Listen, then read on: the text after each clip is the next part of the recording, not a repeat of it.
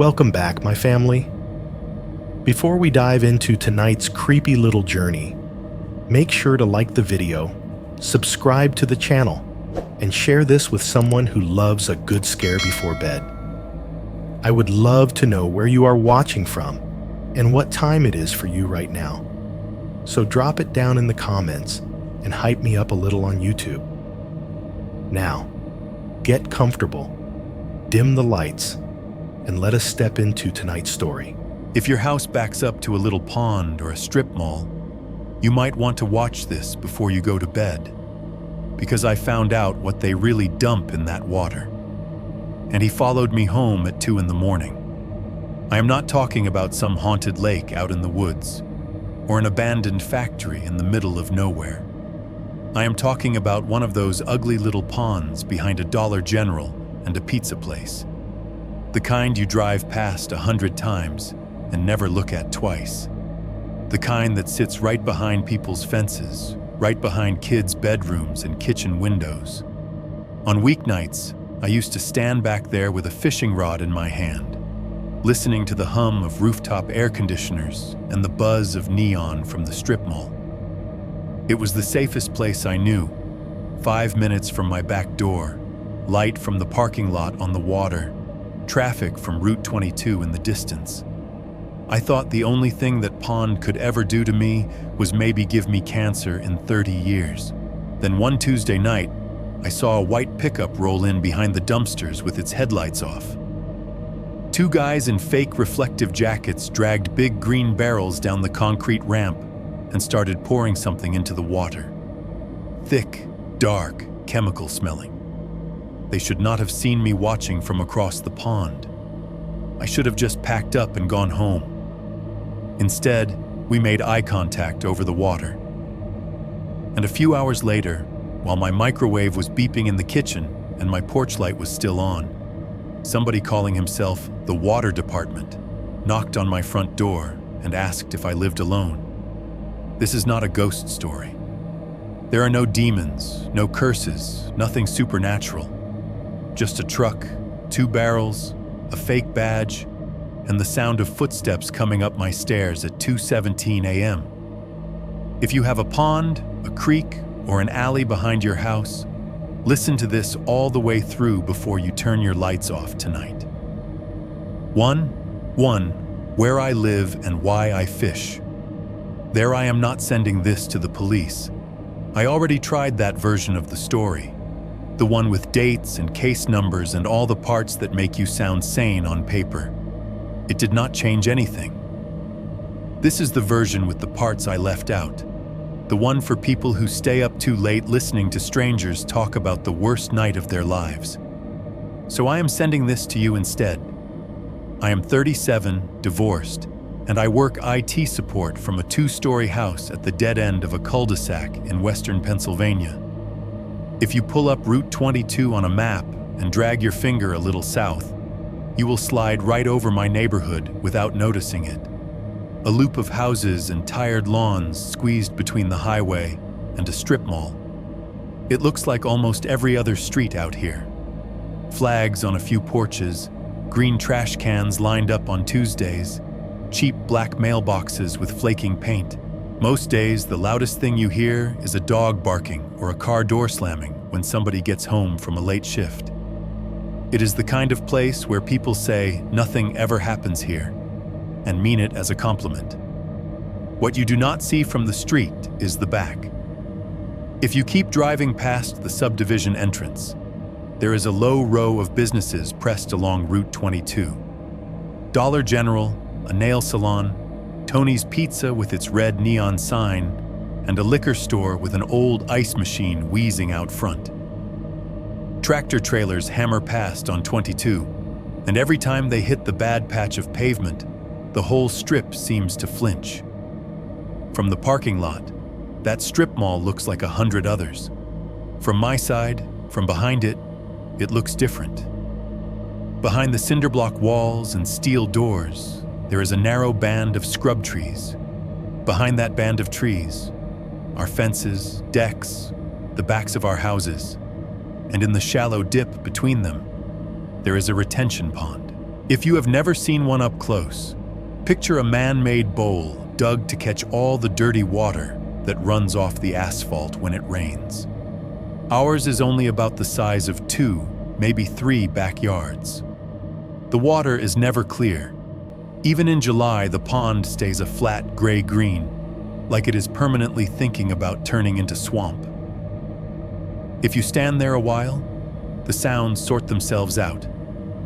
Up on the roofs, the big metal air conditioning units on Dollar General and Tony's hum like giant refrigerators. Every few minutes, the liquor store's ice machine kicks on with a hollow clunk and settles into a buzzing rattle. Out on Route 22, far enough away that you cannot see the cars anymore, the traffic turns into a constant whoosh, waves hitting a beach you will never stand on. I know all that because, after my divorce, I started spending my evenings standing out there with a fishing rod in my hand. When my ex-wife's last box left the living room, the house did not feel like home. It felt like a hotel nobody had booked yet.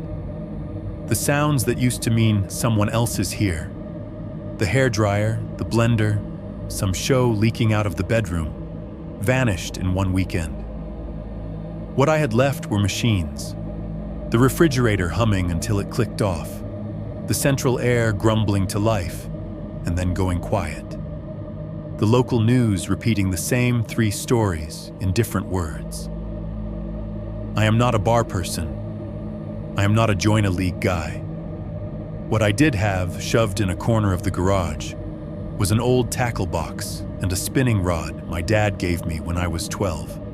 One evening, after staring at my laptop until the screen blurred, I picked them up and walked out the back door instead of the front. At the corner of my yard, the chain-link fence sags. You can duck under it if you are willing to get dirt on your shirt. On the other side, a narrow path snakes between 2 backyards, then drops into that thin strip of trees behind the houses. 5 minutes of walking, leaves crunching under my shoes, somebody's TV murmuring through a window, the sound of a truck downshifting on 22, and the trees open, and there is the pond. It is not pretty. The far bank is gray block walls and blank metal doors. Security lights buzz and flicker, haloed with bugs. The surface near the drain has a rainbow sheen where oil sits on top of the water. But standing there with a rod in my hand, looking at that ugly bowl of runoff, I felt something in my chest unclench. Out there I could still, if I tried, hear the fridge and the AC through the vents of my house. But they had to compete with crickets, frogs, the plunk of something surfacing, the rush of a semi rolling past out of sight. For an hour at a time, my brain stopped replaying arguments and court dates and started caring about whether I could feel a faint tap on the line. That is why I fished there, not for the fish. The biggest thing I ever pulled out of that water would barely fill a sandwich. I went for the way the sounds lined up. The hum of the rooftop units, the distant highway, the buzz of neon, the splash of my lure, the thin layer of quiet that slid between all of it like glass. I need you to understand that before I tell you the rest. Because when I first stepped through those trees and down onto that muddy bank, I honestly believed I had found the one place in this town that the world had forgotten. A place I could disappear into for a while without anybody noticing. 2 years later, I still live in the same house at the end of the same cul-de-sac. If I crack my bedroom window on a summer night, I can still hear the faint hum of those rooftop units over the pond. But I do not go down there anymore. Now, when I stand on my deck and look over the fence toward that thin line of trees, it does not look like an escape route. It looks like a doorway I was stupid enough to open without asking what might decide to come through the other way. 1.2. The walk behind the houses. My days all start dying the same way. Somewhere between 5:30 and 6:30 in the evening, the last ticket closes, The last angry voice on the headset hangs up, and I hit that little red X in the corner of my screen. The glow from my monitor lingers for a second before Windows does its soft little shutting down chime, that friendly tone I have started to hate. The fan in my PC spins down. The apartment upstairs is still thumping around. My house goes from work to not work without really changing shape. For a minute, I just sit there in my rolling chair, listening to the silence fill in behind the shutdown sound. The only noise left in the office room is the faint buzz from the cheap ceiling light and the dull, distant rush of Route 22 leaking through the double-pane window. If I let myself, this is the part of the evening where I would drift out to the kitchen, turn on the TV, and watch the local news cycle through the same 3 stories until it all blends together. Traffic, weather, somebody's house fire. I did that for the first few weeks after my ex left. The refrigerator would hum, the AC would kick on, the meteorologist would wave their hands in front of a green screen. The house was technically full of sound, but none of it felt like it belonged to me. So now, most nights, I do something else instead. I close the laptop. I push the chair back. I leave the TV off. The click of the office light switch is weirdly loud in the little room. I walk down the short hall, open the closet by the back door and take out my rod, the small tackle box, and a beat-up white cooler that has a permanent ring of old condensation around the lid. The routine is always the same, and I think that is part of why it felt safe for so long. I step out onto the deck and pull the sliding glass door shut behind me, making sure it catches. The deck boards flex a little under my weight. The wood faded to that gray that only happens when something has seen too many winters and no stain. From up there, I can see into a couple of backyards, plastic play sets, a trampoline, an above-ground pool with a sagging blue cover. Nobody is outside yet. People are still commuting, microwaving dinners, helping with homework. I take the stairs down into my own yard. The grass back there is never quite as green as the front lawn. It gets less sun, more dog traffic from the neighbor's mutt squeezing under the fence. By the time I cut across to the back corner, the light is already changing, getting that flat, tired quality it has right before sunset. There, the chain-link fence between my property and the strip of trees is bent down just enough that I can duck under it if I tilt my head and slide the rod in sideways.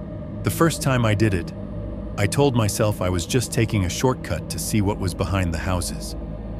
Now it is just the way to the pond. My hand has worn a faint smear into the metal where I grab it. Once I am through, I am not exactly in the woods, but I am not in the neighborhood anymore either. The path behind the houses is barely a path at all, just a line where feet and rain have worn the weeds lower than the rest.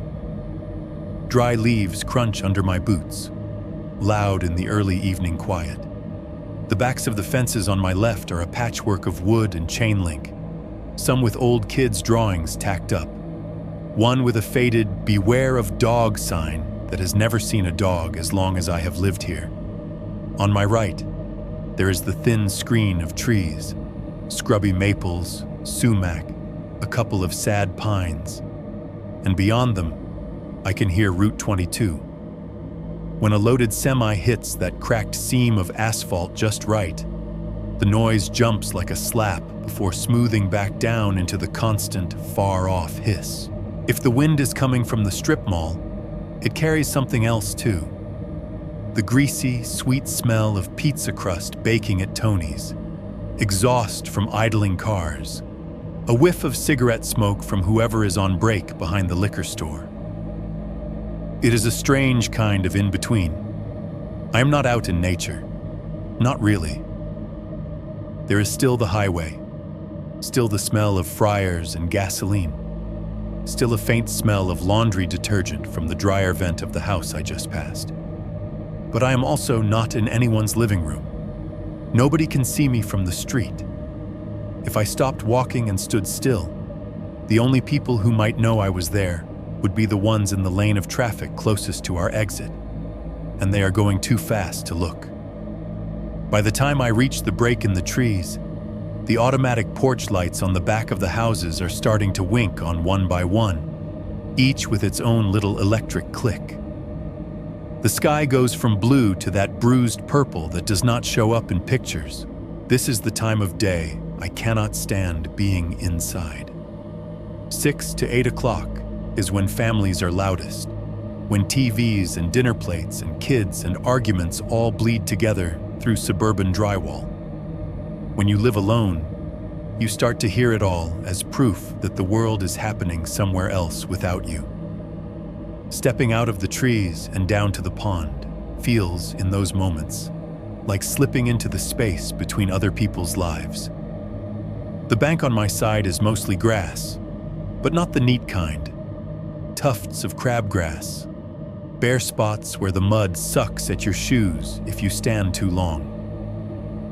There are places where your foot sinks an inch or two, and if it has rained recently, the lower half of your jeans will come back with stains that do not wash out easily. The waterline never looks straight. The pond has eaten away at the dirt in weird places, making shallow shelves of mud and exposed roots. Across the water, the back wall of the strip mall rises up like a fortress nobody bothered to finish. Cinder blocks in different shades of gray. A row of metal doors with no windows. One of them has a dent in the bottom where something heavy hit it years ago. There's a set of concrete steps up to a loading dock, and beside that, the big green dumpster. On damp nights, the smell from it crawls all the way across the pond. Tony's Pizza is on the far end. You can tell because of the sign.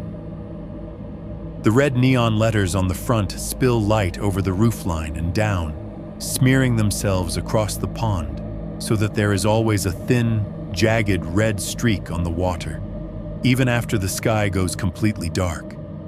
It does not glow steady. It wavers every time the breeze stirs the surface, like a scrape of raw light that will not quite heal. If I close my eyes, I can hear the kitchen. The whoosh of a vent hood drawing steam out through the duct in the back wall. The metallic slam of that heavy steel door opening and closing as someone drags boxes in off a truck. Every once in a while, the back door of Dollar General bangs open and a manager tosses another piece of broken down cardboard into the dumpster. The metal lid slams back with a hollow, echoing ring. There is one other thing back here that never made sense to me, at least not at first. Just to the right of the dumpster, there is a strip of concrete that slopes down from the back lot straight toward the water. It is too narrow to be a proper road and too steep to be a handicapped ramp. The first few times I came out here, I thought maybe it was just bad landscaping, some kind of drainage they never finished once the strip mall went up. Then I started to notice the tire marks. They run down that little concrete slope in thick, overlapping arcs. Dark rubber scuffs that have been laid on top of each other over and over again. Some look old and faded, gray ghosts of treads. Others are sharp and black and fresh enough that you can still see the pattern. They curve down toward the edge of the pond and back up again, like something with weight has been backing down close to the water and then climbing away over and over for years. The first time I really saw them, I had already been walking that path and standing on that bank for months. I do not know why my brain decided to focus on them that particular evening. Maybe the sunset hit at the right angle. Maybe there were fewer cars, and the rooftop units had all cycled off at the same time, and the quiet made everything stand out more. I remember standing there with my rod in my hand, looking at those overlapping tire tracks, thinking, guess the trash trucks come down here more than I thought. That was all, a passing thought. I put my cooler down in the usual spot, tied on a jig, and started casting like it did not mean anything. Later, sitting at my kitchen table at 2 in the morning, staring at the broken glass around my back door and waiting for the deputies to finish searching my yard, I kept seeing that slope in my head. The bare concrete, the stacked layers of rubber burned into it, the way all those lines pointed eventually at the same dark water. If I had paid more attention then, maybe I would have moved, or at least stopped going back there. 1.3. The first signs something was wrong. For a while, nothing about the pond felt dangerous. It just felt sad. Most evenings blurred together in a way that was almost comforting. I would slip behind the houses, duck under the fence, follow the path until the trees opened up. The air would be thick with that mix of cut grass and hot asphalt and whatever Tony's had in the oven that night. The sun would be on its way down, catching on the tops of the cinder blocks and turning the glass doors of the strip mall into flat orange mirrors. I remember the insects first. The mosquitoes out there are relentless. They whine in your ears before you even see them, a thin, needling sound over everything else, like feedback from a speaker left on too low. I got into the habit of spraying myself in the garage, the sharp chemical smell of bug spray mixing with the faint scent of motor oil and cardboard. There is a playground a couple of streets over. Early in the evening, you can still hear kids yelling, that high, chaotic rise and fall of voices and swings squeaking. As the hours slip by, their shouts get less frequent and more distant, and then one day you realize you have not heard them at all for 10 minutes. The silence they leave behind is always a little heavier than it should be. Most of the time, nothing dramatic happened down by the pond. I would flick my line out, watch the ripples fan across the water, and wait. Sometimes I would talk out loud to myself just to break up the sound of the highway. Sometimes I would let some podcast ramble in my ear about murders that happened 3 states away while I stood there in my own little bubble of nobody cares what I'm doing. I caught fish, but nothing worth bragging about. Bluegill small enough that their bodies fit into my palm, warm and slippery. Once in a while, a skinny little largemouth that fought harder than its size justified. I would unhook them, feel the frantic beat of their hearts against my fingers, and then slide them back into the gray water and watch them disappear in a flash of dark. There was one thing about those evenings that kept hooking itself into the back of my mind, though I did not know why at the time. It started as a feeling more than a sound. Right around dusk, there is a moment when the whole world seems to shift gears. The sky goes from bright to dim to that in-between, where your eyes cannot quite decide how they want to focus. The strip mall's security lights blink on, one after another, and the neon at Tony's gets bolder as the rest of the light drains away. If you stand there long enough, you start to notice the machines have their own circadian rhythm too. The rooftop AC units that usually drone over Dollar General and the liquor store will cut out for a few minutes at a time when they hit whatever temperature they are aiming for. The ice machine by the liquor store goes through these loud, clattering cycles and then rests. Out on Route 22, there will be stretches where a cluster of trucks tears past, stacked on each other, and then nothing for a while. Every so often, all of those little lulls line up. The AC on the roof shudders to a stop. The ice machine finishes dropping its load of cubes and goes quiet. The traffic on 22 thins out just enough that the hiss drops away. For a second, maybe 2, everything stops. No hum, no clunk, no engine noise. Just me, my own breathing, and the insects. The first couple of times it happened, I did not know what I was reacting to. My chest would tighten, my shoulders tense, and I would find myself holding my breath without meaning to. It felt wrong, like the moment right after a power outage when the house goes dark and every appliance falls silent. Only this time, all the lights were still on. The neon still scratched across the water. The street lamps still glowed amber against the trees. Then, just as suddenly, something would kick back in. The AC would rumble awake. A semi would roar by on the highway. The spell would break, and I would shake it off and go back to watching my line. If you had asked me on those nights whether I felt unsafe down there, I would have told you no. Uneasy sometimes, sure. That is part of standing next to a pool of dirty water behind a strip mall. You expect some discomfort. You do not expect anything worse than a mosquito bite and maybe some long-term health problem nobody can prove. The first real sign that it was something else came on a Wednesday. It had rained that afternoon. Not hard, but steady. Enough to make the grass squish under my boots when I cut across the yard. By the time I got to the pond, the clouds had moved on, leaving the air thick and damp. The waterline was higher than usual, licking closer to the bottom of the sloped concrete by the dumpster. The rainbow slick on the surface was brighter too, stretching in broken bands where oil had spread and been chopped up by raindrops. I was about to cast when I noticed something near the bank. At first I thought it was a piece of trash, a plastic bag or a chunk of foam, something jellyfish white just under the film of the water. I squinted, stepped closer, and then realized it was a fish. It was floating on its side, right near the mud line, gently bumping against the shore. Not big, maybe 8 inches long. A bluegill or some kind of sunfish. I have seen dead fish before. They show up in any body of water if you stand around long enough. Old, sick, unlucky.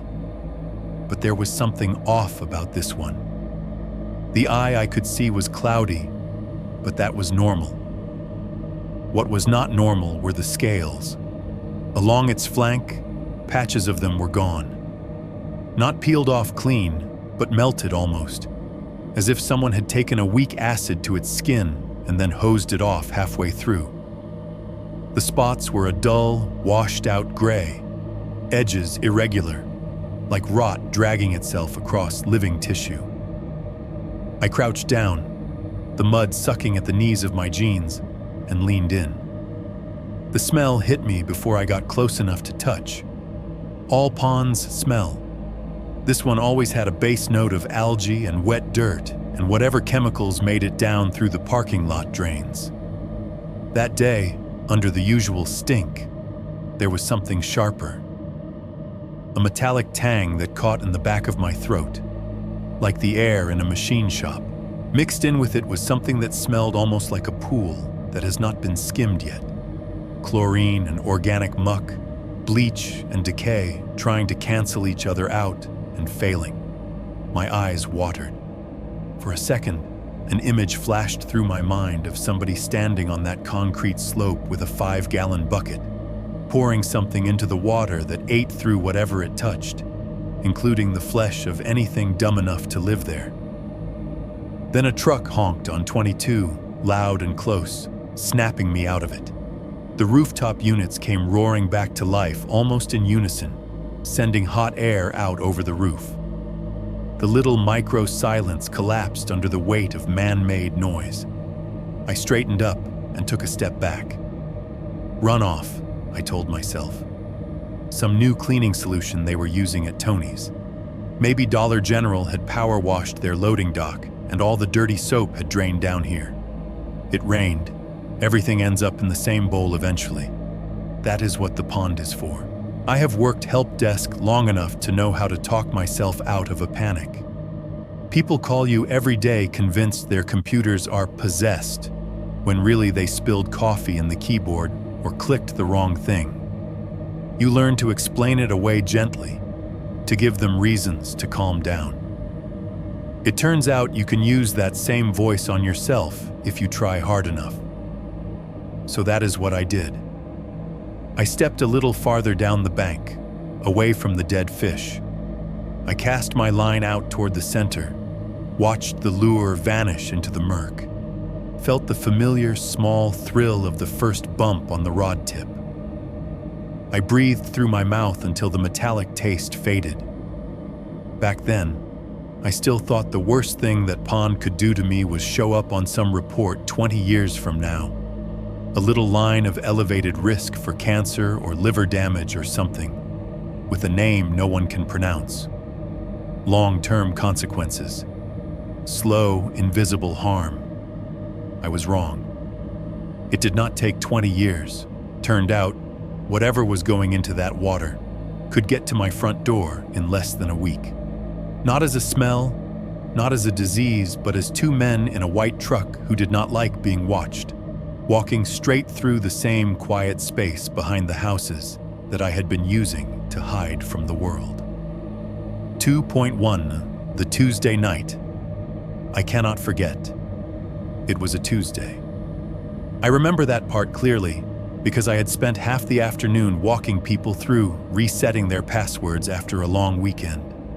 And by 5 o'clock, my patience for other human beings was at absolute zero. It was the first week of September. The heat had finally started backing off just enough that the evenings felt like something you could stand to be outside in. Kids were back in school, which meant the neighborhood mornings were loud with buses and backpacks, and then dead quiet again by 9. By 6:10 that evening, the only noise in my house was the soft ping of Outlook as I sent the last email of the day. I hit send, watched the blue bar crawl across the screen, and then closed the ticketing system. Outlook chimed politely once more as it shut itself down.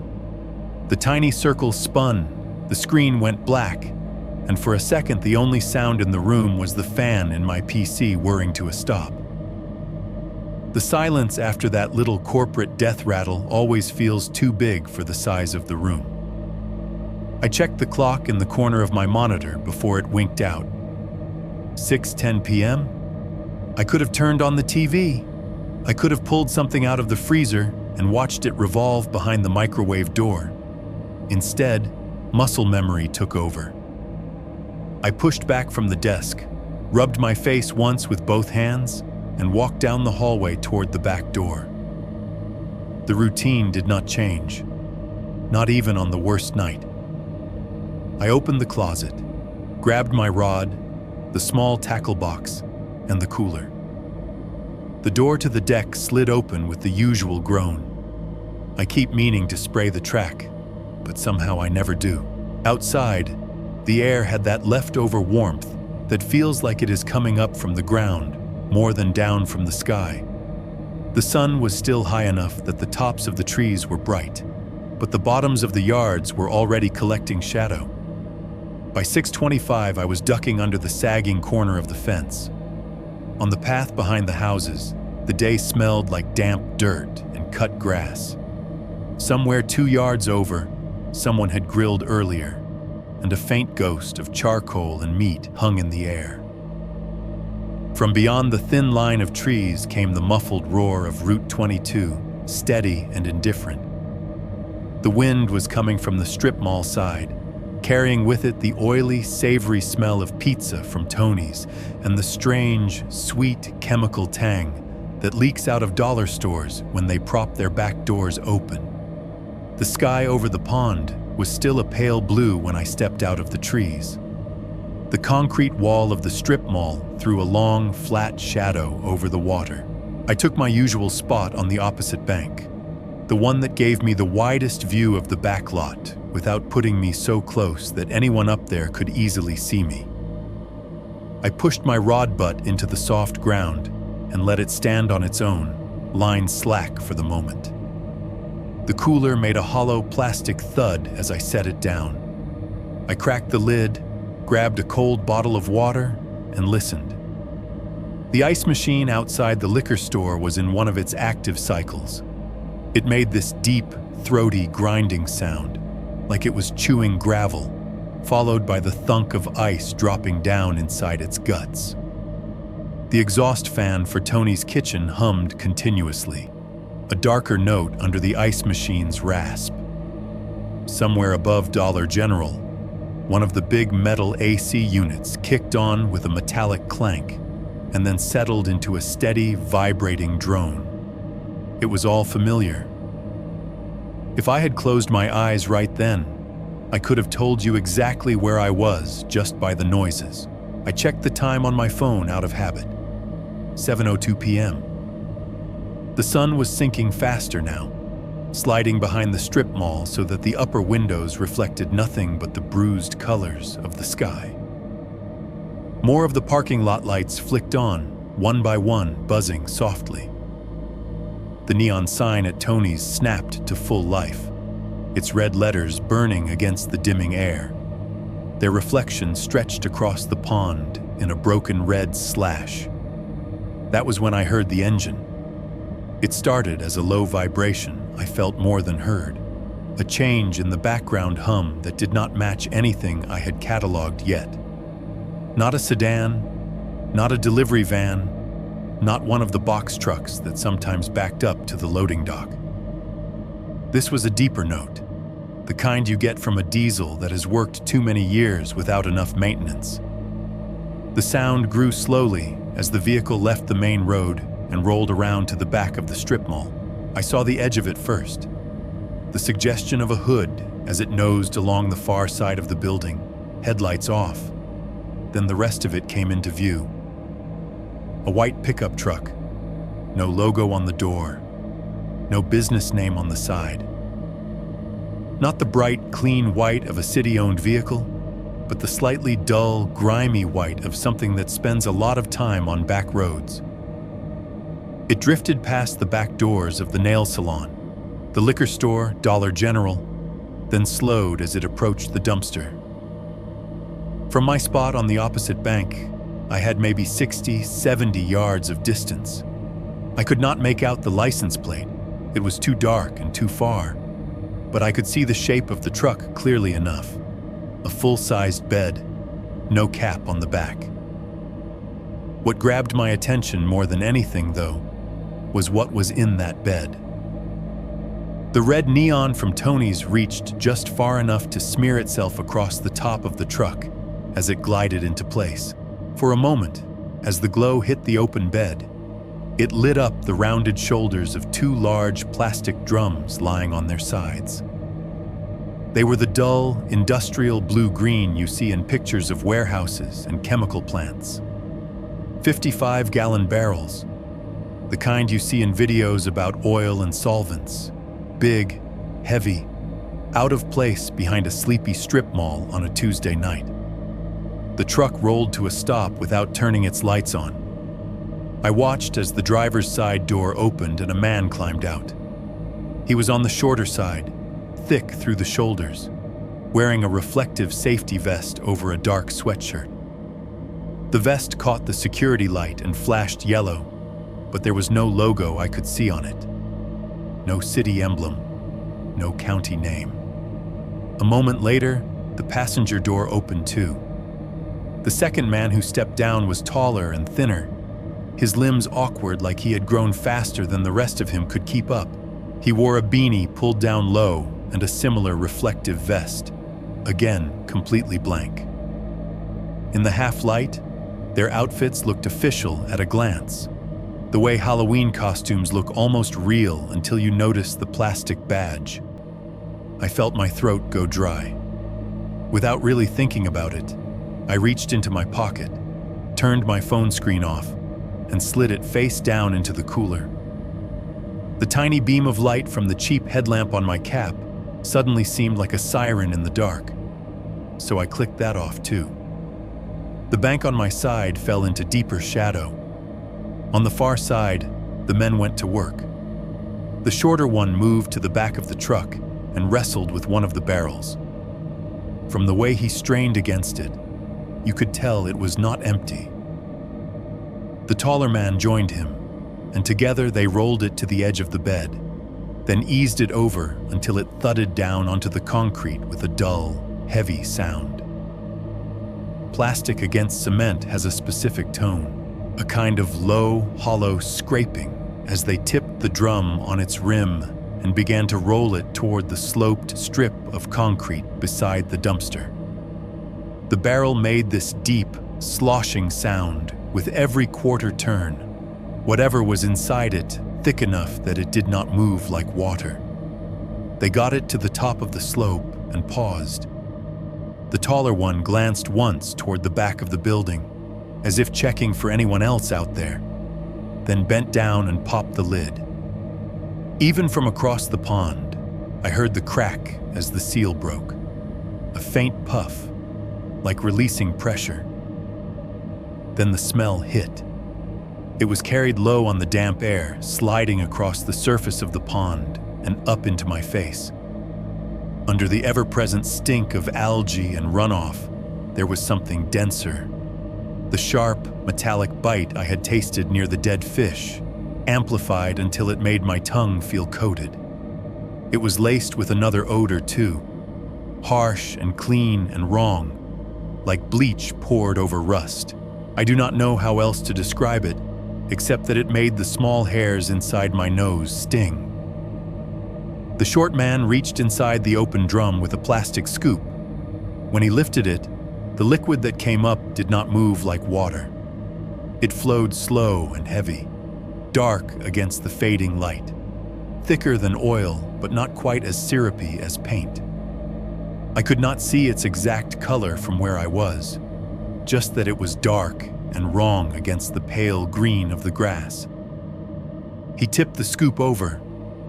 The sound of it hitting the ground was soft, a wet, slapping noise followed by the faint trickle as it ran down the slope toward the edge of the pond. The taller man joined in, and soon they were working in rhythm, scoop, pour, the barrel answering with a deep glug glug each time they dipped into it. The plastic scraped and bumped against the concrete. The liquid splashed and hissed slightly when it hit the already soaked earth. The shorter one stumbled back once, swore under his breath, and shook his foot like some of it had splashed onto his boot. His voice carried far enough that I heard the rough edge of panic in it, even if I could not make out the exact words. I stood there like an idiot, fingers digging into the handle of my rod, heart pounding. Every part of me was screaming to move back into the trees, to get low, to get unseen. But my eyes would not leave the two of them. The barrels, the slope. The way they had come here with their lights off, their fake vests, their unmarked truck. I do not know how long I watched. It felt like an hour and a minute at the same time. Then my body betrayed me. My left foot shifted on a loose rock I had not noticed. The tackle box I had set down beside me tipped just enough that the plastic lid slid, and the small tray inside slammed back into place with a sharp, hard clack against the side. The sound snapped across the water like the crack of a stick in a quiet room. Both men froze. The scoop hung in midair. The taller one's head turned first, his shoulders following a heartbeat later. In the weird half-light, with Tony's red neon bleeding across the truck bed, I saw his face turn toward me. I was far enough away that I could not see his features in detail, but I saw the pale oval of his skin and the dark hollows where his eyes were. And then we were looking right at each other. For a second, all the machinery in the world seemed to shut up at once. The ice machine stopped its grinding. The rooftop AC cut out. No cars passed on 22. Even the insects seemed to hold their breath. There was just the pond, the two men, me on my muddy bank, and that one long, impossible line of eye contact stretched over the flat, black water. Tout fond. Eye contact across the water. I do not know how long that stare lasted. It might have been a second. It might have been 10. Time does something strange when you realize, all at once, that you are not just watching something. You are part of it now. The taller man's shoulders squared just a little. I watched his arm move as he reached out and tapped the shorter one on the sleeve. 2 quick touches. The short guy stopped mid-scoop and followed his gaze across the water, turning his head toward me. For a heartbeat, both of them were facing my side of the pond. I was far enough away that their faces were mostly shadow, but I could tell when the shorter man's eyes found me too. There was this subtle tightening in his posture, the way someone stands up straighter when they realize they are not alone. He did not shout. He did not point. He just stared into the dark where I was standing, like he was trying to decide exactly how much he could see. My lungs burned. I realized I had stopped breathing somewhere between the sound of the tackle box and that first glance. Every instinct in me wanted to duck, to drop flat onto the mud like some kind of soldier in a movie. But I knew that movement would be worse than stillness. Deer bolt, rabbit's bolt, things that run look like prey. So I stayed where I was, muscles locked, praying the shadow I was standing in was deep enough to swallow me. The taller man shifted first. He leaned toward his partner, still staring in my direction, and said something I could not hear. His voice carried no words across the water, just the muffled rumble of consonants. The shorter one did not respond out loud. He just nodded once, sharp and quick. Then, to my surprise, they went back to the barrel. Not calmly, their movements were different now. Clipped, rushed, efficient. The taller man jammed the lid back onto the drum with a hollow plastic thump. The shorter man wiped his hand on his pant leg twice, like he could not get whatever had splashed on him off fast enough. They did not bother with the careful, measured scooping anymore. Whatever their plan had been, it changed the second they realized they had an audience. They did not empty the barrel. I could tell from the way they strained to tilt it back upright, from the heavy slosh inside when they rolled it, that there was still a lot of that stuff in there. They wrestled it back up the slope, plastic scraping hard against concrete, and heaved it into the truck bed. The sound echoed across the clearing, a dull, booming clunk that felt too loud for somewhere behind a strip mall. The shorter man hopped up into the bed and shoved the drum further in with his shoulder. The taller one slammed the tailgate. The smell hung in the air long after they stopped pouring. That metal bleach stink clung to the damp night, thick enough that I could almost taste it on the back of my tongue. The taller man paused for a second by the rear bumper, his head turned slightly toward the pond. I could not see his eyes clearly anymore, but I felt him searching the dark where I stood. My legs were starting to shake. I dug my fingers into the grip of my rod just to have something to hold on to. Then he climbed back into the passenger seat. The shorter one walked around to the driver's side, glanced back once over his shoulder, and got in. The truck did not immediately roar to life the way some old diesels do. It coughed once, then settled into a low idle, vibrating the puddles of light on the asphalt. The headlights stayed off. They pulled slowly forward, turning in a tight arc at the back of the lot. The tires rolled from concrete onto the gravel strip near the loading dock, and I heard the crunch of small stones grinding under the weight of the truck. That sound tracked along the wall, bounced over the pond, and scraped down my spine.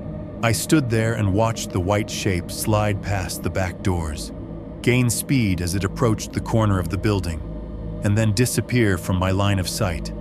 A moment later, the faint glow of its taillights smeared red against the trees at the edge of the lot as it turned toward the front. Even then, the headlights stayed dark. It was not until the noise of the engine shifted, dropping as they eased out onto Route 22, that I saw the brief flare of white beams as they finally switched them on, and then they were gone. The clearing felt oddly exposed after that. The security lights buzzed overhead, Tony's neon still scratched its red signature across the water. The rooftop AC units had cycled back on, swallowing the silence that had dropped between us like a lid. On my side of the pond, the water lapped softly against the muddy bank. Tiny ripples chased each other, where the last of whatever they had poured in was still diffusing, curling tendrils of darker shadow spreading just under the surface. The smell had dulled a little but was still there, lurking behind the algae and the faint rot of old leaves.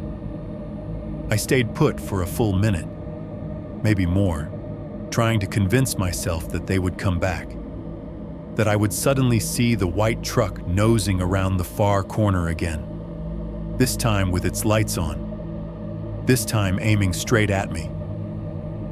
When nothing moved, when no engine sound crept back in, the adrenaline drained out of me all at once and left me shaky and cold. The walk home had never felt long before. That night, it felt like a mile of open ground. As soon as I stepped back into the line of trees, the darkness seemed thicker than usual. The path my feet knew by heart felt unfamiliar. Every snapped twig under my boots sounded like a gunshot. The crunch of dried leaves seemed suddenly aggressive, like I was announcing my position with every step. About halfway between the pond and the fence, a branch cracked behind me. It was small, probably a twig breaking under the shifting weight of the earth or an animal I never saw, but my brain did not file it under harmless. It immediately slotted into the only category it had room for at that moment. Someone is there. I stopped walking. The night pressed in around me, damp and close. The highway was a low, distant hiss. Somewhere farther down the line of houses, a dog barked once and then shut up. The trees creaked. I could not hear footsteps, not really, but my imagination kindly supplied them anyway. A second set of boots moving when I moved, pausing when I paused, always just a few paces behind, matching me stride for stride. I told myself I was being stupid.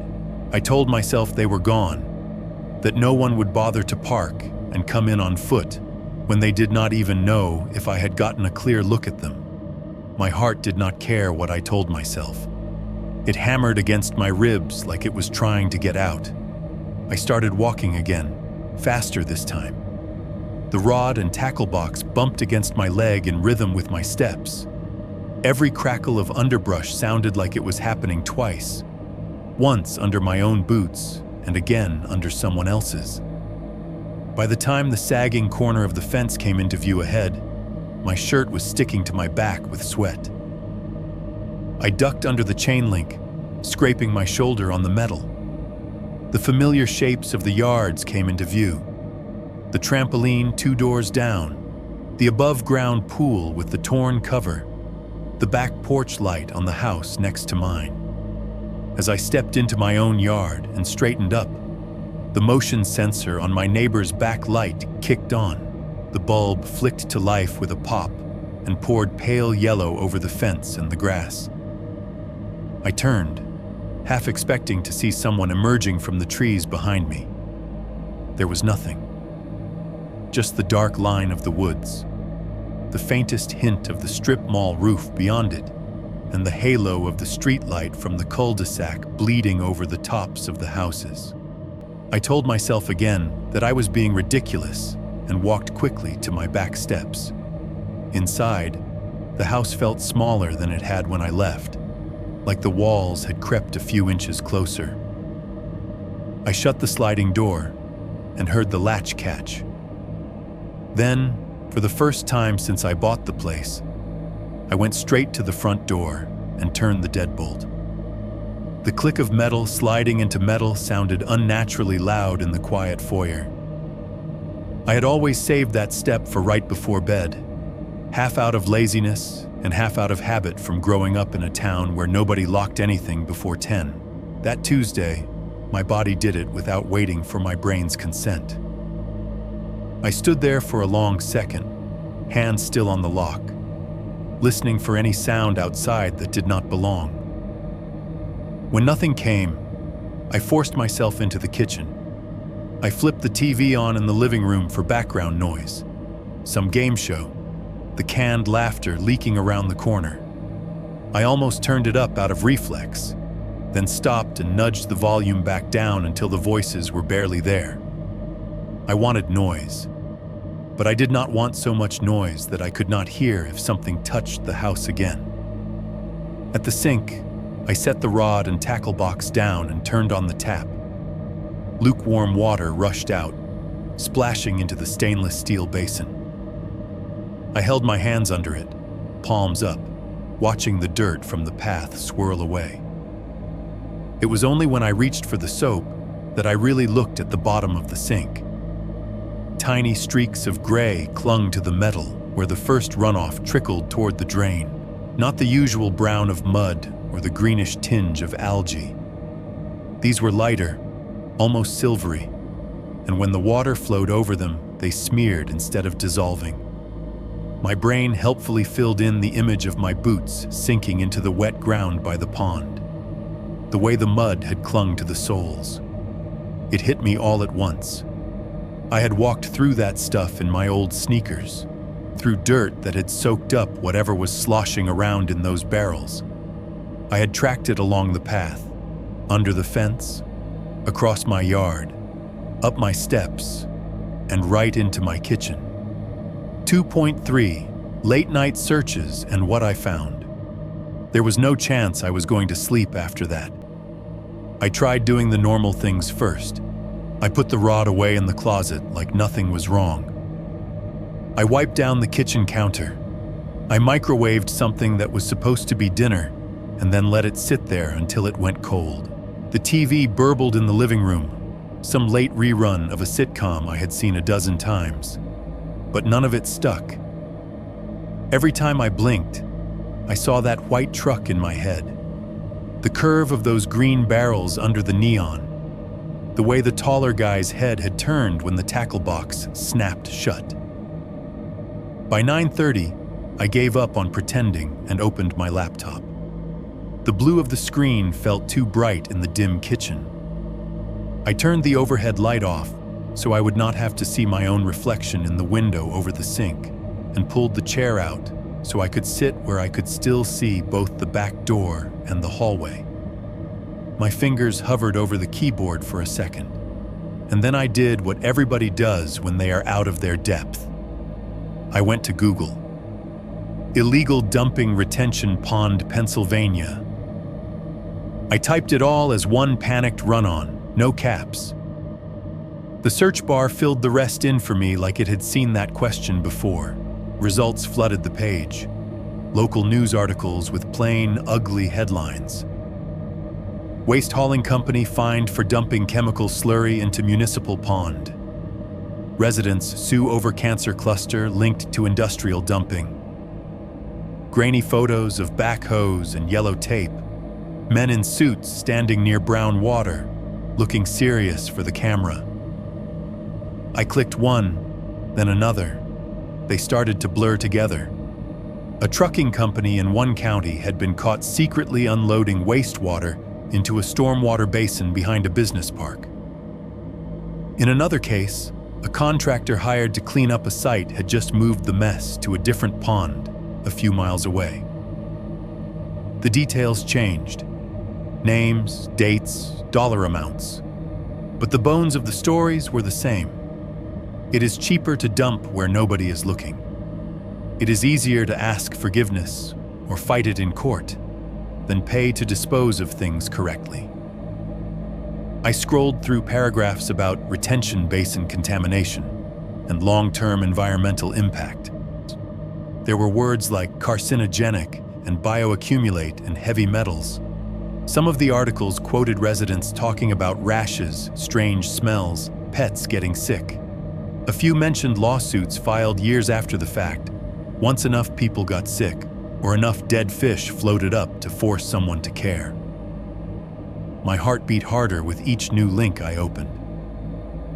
There's a point where reading about something stops being reassuring and starts feeling like a diagnosis.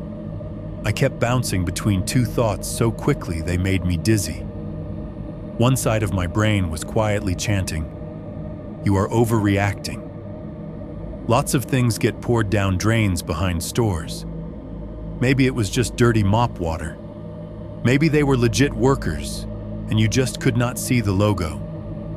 If you call and make a big deal out of this, and it turns out to be nothing, you are going to look like every paranoid suburban guy with too much time on his hands. The other side was whispering, people really do get caught doing this. Trucks really do come in at night. Companies really do cut corners and hope no one is looking. You saw them pour it. You smelled it. You saw their faces when they realized you were there. If you talk yourself out of this and it turns out to be serious, you are the one who has to live with that. Somewhere in the middle was a smaller, more pathetic thought. I do not want to be the crazy neighbor calling the cops about barrels behind the Dollar General, but right under that was the one that sat in my chest, like a stone. I also do not want to be the idiot who saw something wrong and decided it was easier to do nothing. The cursor blinked in the search bar, patient and unhelpful. I tried different words. Barrels behind strip mall cancer. What do you do if you see illegal dumping? Who do you report dumping to Pennsylvania? The results shifted slightly. EPA links, county government pages, PDFs full of dry text, and phone numbers nobody has posted in years. Eventually, I found what I was really looking for. A page for the county's Environmental Services Department, buried 3 clicks deep on an ugly, outdated website. There was a paragraph about stormwater management and protecting our waterways. Under that, a line that made my scalp prickle. To report suspected illegal dumping or improper discharge into a retention basin, please call. I read the number twice, then highlighted it and copied it into a blank note. Right under it, I typed the number for the sheriff's non-emergency line, which I had to dig out of another tab. 2 strings of digits, stacked one above the other, like a choice. The refrigerator hummed in the corner, then clicked off. The kitchen sagged into a softer quiet. A few seconds later, the compressor kicked back on with a low, throbbing vibration, as if the house was clearing its throat. The cycle repeated every few minutes, over and over, a mechanical heartbeat marking the pacing of my thoughts. Call now, one part of me said. While it is fresh, while you are still sure of what you saw. Wait until morning, the other answered. You do not have the truck's plate. You do not know the company name. You have shadows and smells and the memory of a stare across the water. They are going to want times and names and specifics, and all you are going to give them is 2 guys behind the strip mall. What if they had cameras back there? Flashed across my mind. Most businesses do. Maybe the store owners have footage. Maybe the cops will check if you tell them when it was. Maybe. What if the men in that truck also know exactly where those cameras are? That same quiet voice replied. What if this is not the first time they have done this? I realized my hands were slick on the sides of the laptop, damp with sweat. I wiped them on my jeans and forced myself to look at the little digital clock down in the corner of the screen. 10:24 p.m. The house felt like it was holding its breath. Every creak of settling wood, every gust of air through the vents a little too loud. The idea of dialing those numbers right then, with the night pressed in on the windows and the image of that truck still sharp in my mind, felt like stepping off a cliff. So I did what cowards and procrastinators and people in denial do best. I made a deal with myself. Tomorrow, I thought. First thing, in the daylight. When I can stand in my kitchen with the sun coming in and the hum of traffic and lawnmowers and see if it still feels as bad as it does right now. I will call the county. I will call the sheriff. I will tell them what I saw. Just not tonight. I added one more line to the note with the phone numbers. Tuesday, around 7:15 p.m., white pickup behind strip mall. 2 men, reflective vests, green-blue barrels, pouring into pond. Evidence of a sort.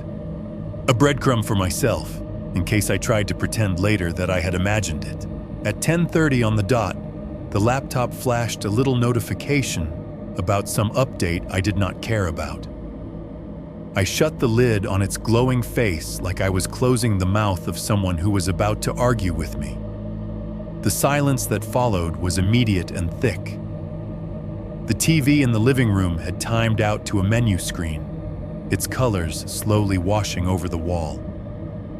I turned it off too. For a few seconds, the only sound in the house was the refrigerator's low hum and the occasional tick of cooling metal somewhere deep in the walls. I did not go straight to bed. Instead, I walked down the short hall to the back door and flicked on the porch light.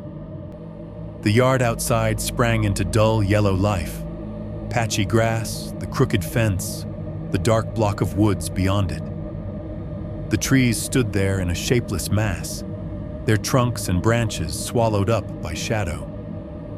Somewhere beyond them, unseen from here, the pond lay like a black coin. I slid the door open just enough to stick my head out. The night air was cooler now. The earlier warmth leached away. Crickets chirped in the grass.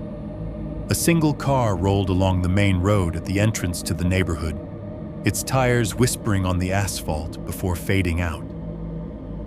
I listened for the back of the mall sounds, the ice machine, the vent fan, the occasional clang from a dumpster lid. But from this distance, all of that blurred into nothing. No headlights glowed behind the trees. No engines idled. The strip of sky above the yard was empty. For a moment, I let myself believe that maybe I had seen the first and last trip of that truck. That maybe someone had already decided this spot was too exposed and would not risk it again. Then the dog next door started barking. He is not a yappy dog. Most of the time, you would not even know he was there. But now he threw his voice toward the back fence in short, sharp bursts. Not the excited bark he does when the kids come home. The other one. The one he uses when the mailman lingers too long or a stranger walks down the sidewalk.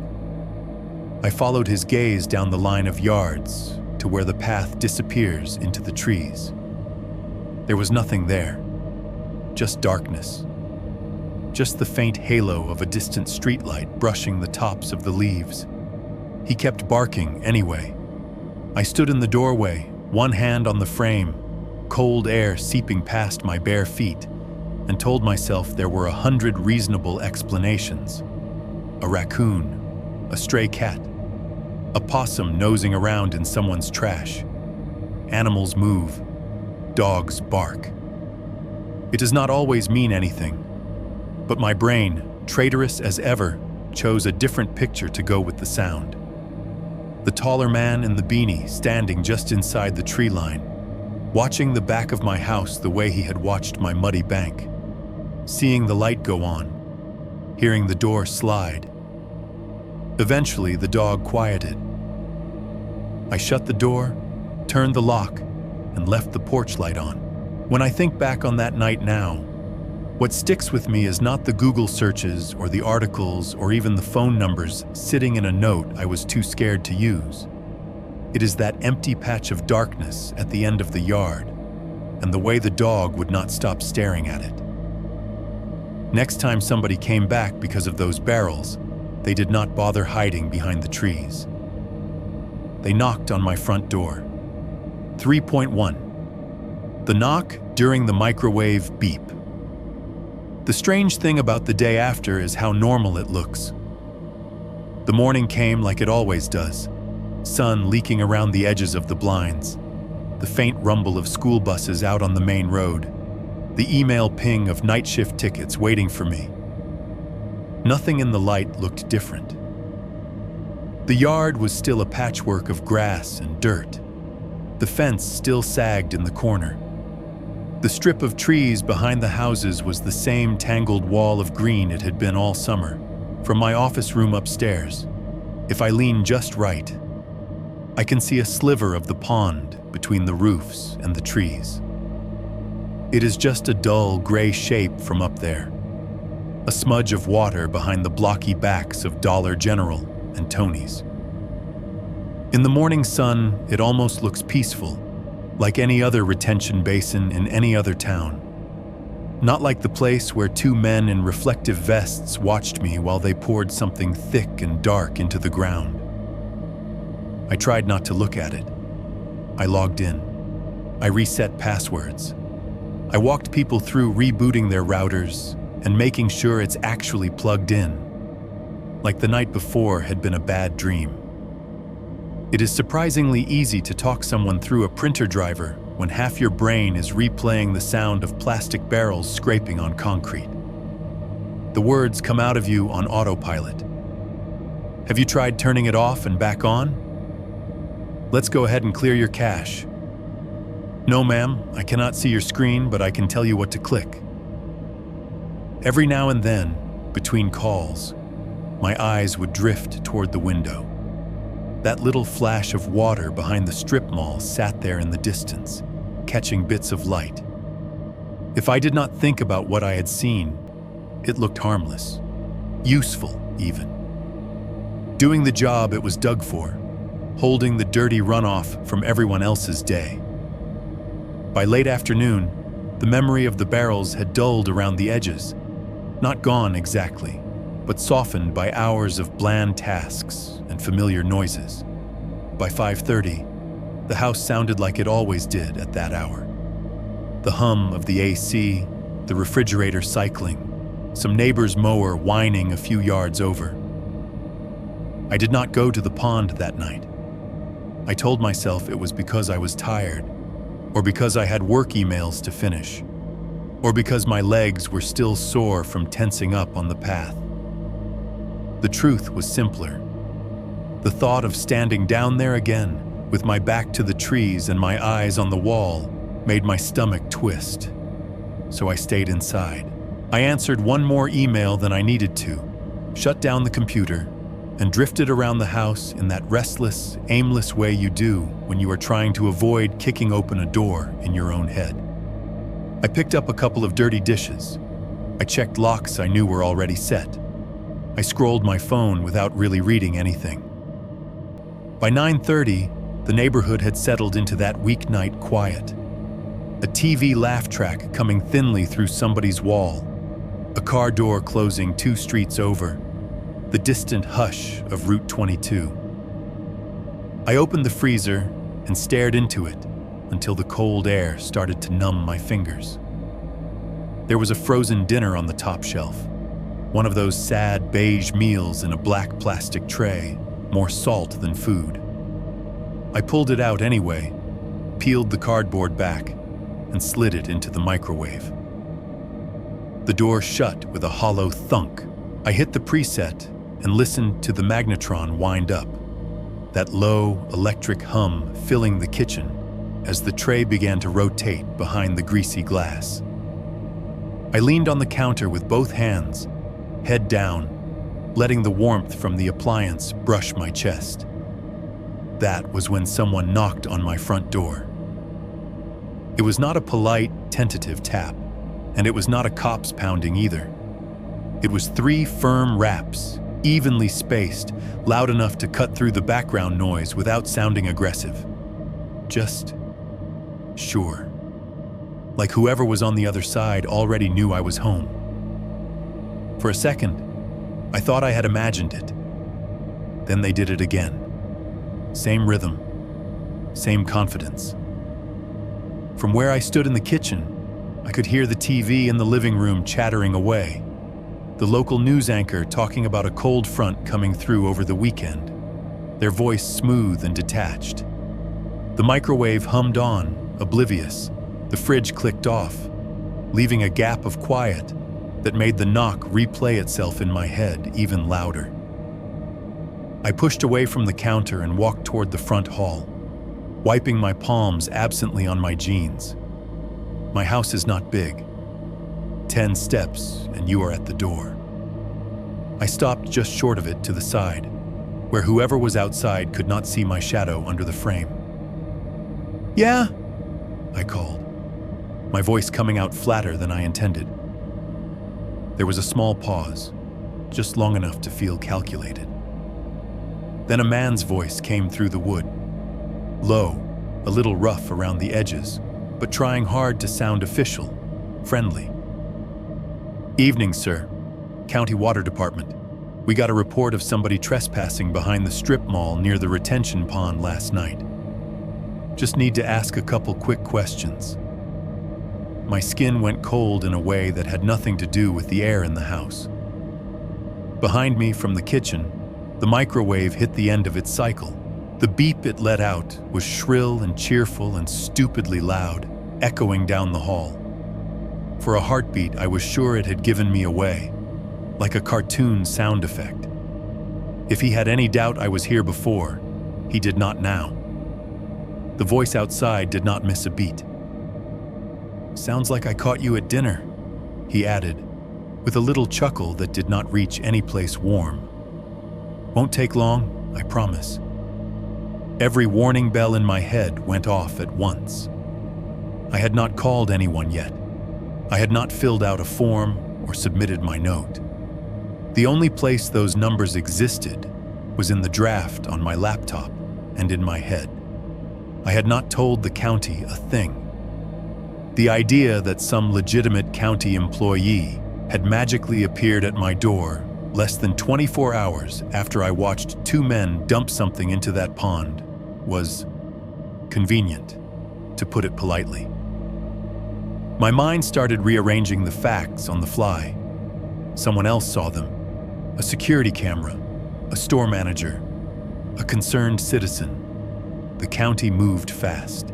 Maybe I was not the only one who had seen something, and maybe the system worked faster than every article I had read late last night suggested. And then another thought, quieter, slipped in under that one. How did he know which house to come to? There are 12 houses on my cul-de-sac. Most of them back up eventually to the same stretch of trees that leads to the pond. From the water, all the fences and roofs blur together. No porch numbers, no street signs. You would have to follow someone home or already know which house went with which patch of mud to knock on the right door. My mouth felt dry. I swallowed and forced my voice to sound steady. "Can I see some ID?" I called. "If you're really with the county, just hold it up to the glass." There was a small shift in his tone when he answered, like I had stepped slightly off the script he expected. "I can show you once you open up, sir," he said, still polite but with a little more weight on the words. "These doors can be hard to see through from outside. No one from any department I have ever dealt with has insisted I open the door to look at their badge. They hold it up. They slide a card under. They understand that people are wary. That line, 'These doors can be hard to see through,' felt wrong in my ears. Too specific, too practiced. I stared at the blank, off-white paint of the inside of my front door and tried to picture what he looked like on the other side. County worker out at 9:40 at night going door to door, I thought. Doing follow-up on a trespassing report behind a strip mall? No notice, no call, just showing up? It did not fit. My heart thudded once, heavy, and then sped up. Somewhere behind me, the refrigerator compressor clicked back on, filling the hallway with that low mechanical buzz. The TV in the living room went to commercial. The volume dipped, some pharmaceutical jingle drifting in. Before I said anything else, I stepped closer and leaned in toward the peephole. For a second, everything smeared together, the way it always does when your eye is not lined up just right. Then the fisheye lens clicked the world into shape. A man in his 40s or early 50s stood on my porch, just outside the little circle of yellow from the porch light.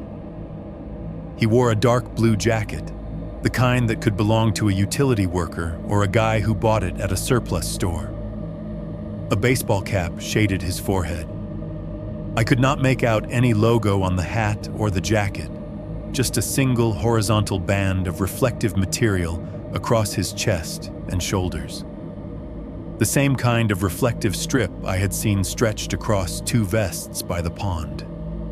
His face was ordinary in the way that is almost worse than if it had been distinctive. Pale, a little stubble along his jaw, eyes that seemed neither kind nor openly hostile.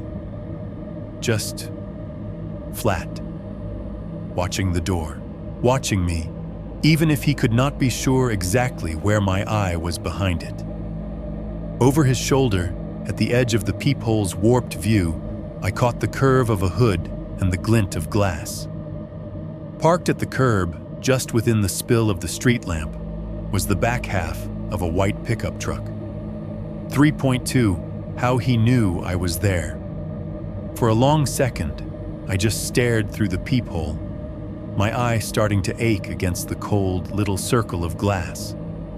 The man on the porch did not move. He just shifted his weight from one foot to the other and glanced once up at the street, like he was checking to see if anyone else was watching. I stepped back from the door. My heart was beating hard enough that I could feel it in my throat. I wiped my palms on my jeans again and forced my voice to come out level. "If you're really with the county," I said through the door, "leave a card in the mailbox and I'll call in the morning." The house swallowed the words. In the living room, the news anchor's voice carried on, oblivious, talking about overnight lows dropping into the 50s.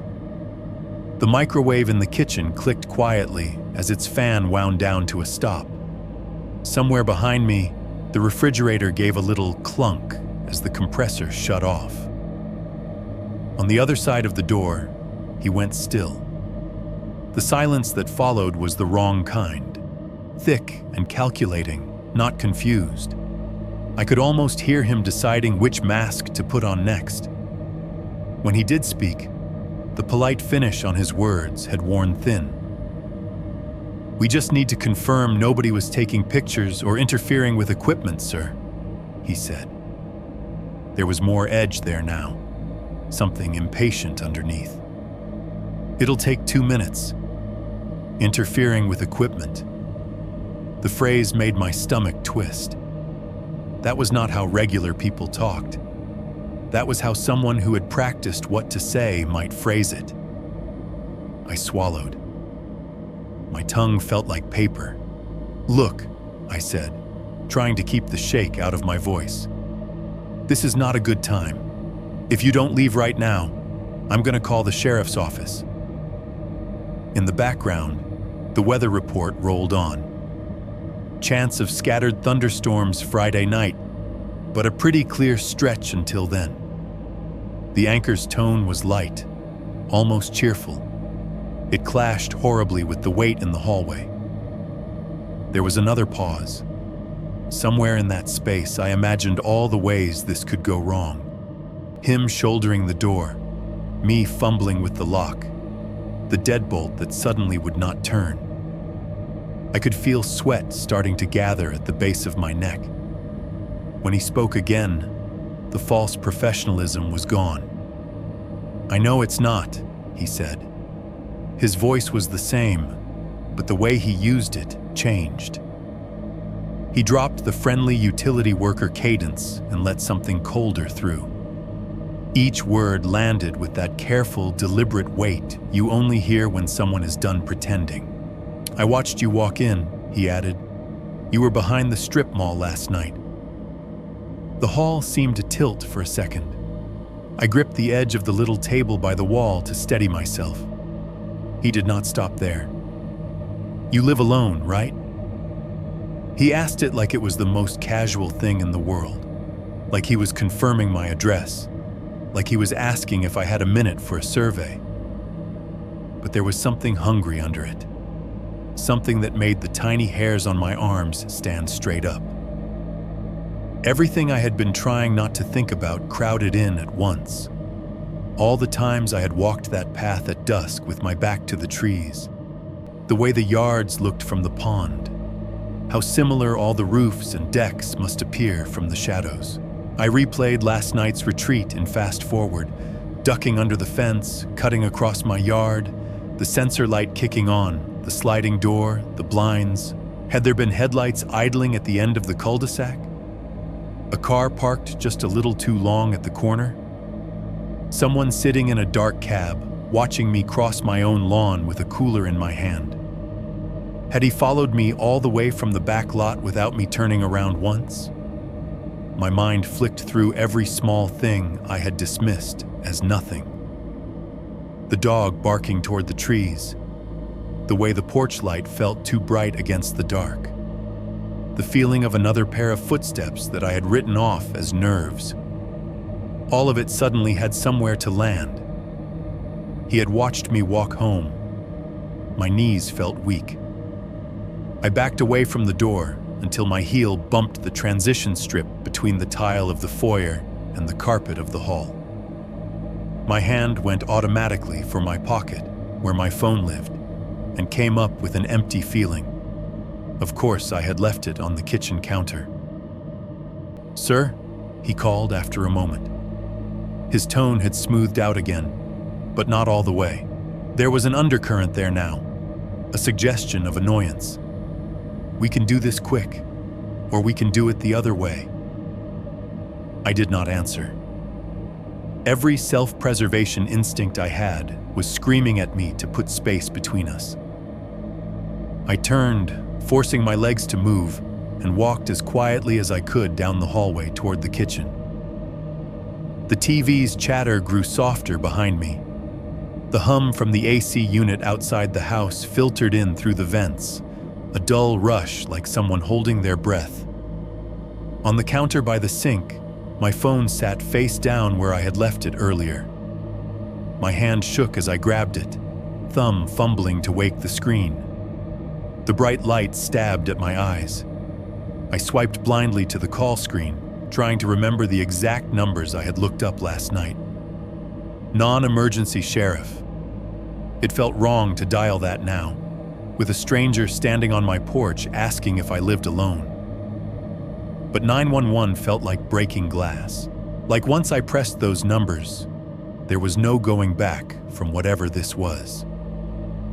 I settled on the non-emergency line anyway, some stubborn part of me clinging to the idea that labeling this the wrong way might delay help. As the phone rang in my ear, he knocked again. The sound came not from the front door this time, but from the living room. 3 knuckles on glass. "We can do this the easy way, sir," he called, his voice now coming through thinner, filtered by the pane of the front window instead of the wood of the door. He had moved sideways, closer to where the TV light bled through the curtains. The split-layer noises in the house stacked on top of each other in a way that made me feel like my skull was too small. The ringback tone whining in my ear, the muffled weather report still droning from the TV, the steady rush of the AC outside, the echo of his words through 2 different surfaces. I did not answer him. I did not move toward the window. I stayed by the kitchen counter, crouched instinctively a little lower than full height, as if that might somehow make me less visible. The phone rang once, twice, 3 times.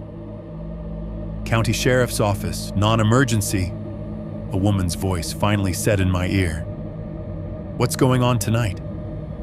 I could hear my own breath, too loud, rattling against the phone microphone. "My name is..." I started, then gave it along with my address, the words tumbling over each other. "There's a man at my house right now saying he's with the water department. He's asking if I live alone. He was talking about the retention pond and the strip mall and..." "Okay, slow down for me," she said, her voice calm in a way that felt almost unreal compared to the tension in my kitchen. "Is he inside the house?" "No," I said. No, he's on the porch. He just knocked on my front window. He says he's county, but he won't show ID through the glass. He knows I was behind the strip mall last night." There was a brief pause. I pictured her at a desk somewhere, in a room lit by fluorescent panels, coffee going cold, screens glowing with calls. This was just a line in a log for her. For me, it was the whole log catching fire. "Do you know this person?" she asked. "Have you seen him before tonight?" I almost laughed at the question. It came out as a shaky exhale. I swallowed. "I think he followed me home from the pond last night. I saw two guys dumping something behind the strip mall. Green barrels, no markings. They saw me. Now this guy's at my door." "Okay," she said again, and I heard keys clicking. "Can you get somewhere away from the door and the windows? Stay on the line with me. I'm going to have a unit drive by your address. If you see him try to force entry, I want you to hang up and call 911 right away, okay?" "Yeah," I said. My voice did not sound like mine. As she talked, I moved, staying low, cutting a path along the far wall of the kitchen toward the short hallway that led to the back of the house. I did not turn any lights on. The glow from the microwave clock and the TV in the other room gave everything just enough illumination to be surreal. The living room window was a rectangle of darker dark where the night pressed against the glass. I reached the corner where the hall opened toward the front of the house and, keeping my back to the wall, risked the tiniest sideways glance toward the window. From that angle, I could not see his face. I could only see a vague shape on the other side of the curtains, a slightly denser shadow where a human body blocked the streetlight. The silhouette shifted as he stepped back from the glass. Then, as if some silent cue had gone out, the dog next door started barking again, sharp and insistent, aimed toward the street this time instead of the trees. "Is he still knocking?" the dispatcher asked in my ear. "No," I whispered. Hang on." I edged a fraction of an inch closer to the corner, just enough to peek past the frame. The driveway outside was empty. The spot where the truck had been, where I had seen the white curve of its tail in the peephole, was bare concrete now, bathed in the dull orange of the street lamp. The only movement was the shadows of leaves in the weak breeze. Out at the mouth of the cul-de-sac, a pair of red taillights glowed for a moment as a vehicle turned onto the main road. They were too far away for me to make out the make or model, just a smear of color that slid around the corner and vanished. No headlights on the back of the house, no glow of a license plate. Whoever he was, he had not stuck around to see if I meant what I said about the sheriff. I stayed pinned to the wall, phone pressed to my ear, heart pounding in time with the diminishing rumble of the engine outside, and realized something that made my skin crawl. He had left before he knew whether I really called or not. He had already gotten what he came for. He knew exactly where I lived. He knew I had seen him at the pond. He knew I was alone. 3.3. Reports, emails, and a false sense of safety. The dispatcher kept me on the line a few minutes longer, asking the questions they have to ask. She wanted a description of the man.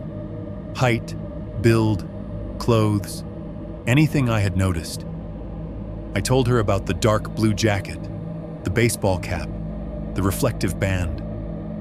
I mentioned his age, the roughness in his voice, the way he kept using phrases like interfering with equipment. I told her there was a white pickup at the curb, that I had seen just enough of it through the peephole to know it was not some little compact car. She asked if he had tried to force the door, if he had made any direct threats. I told her no, not technically. He had not shouted or kicked or jiggled the knob. He had just asked if I lived alone like he was confirming the weather. "Okay," she said finally.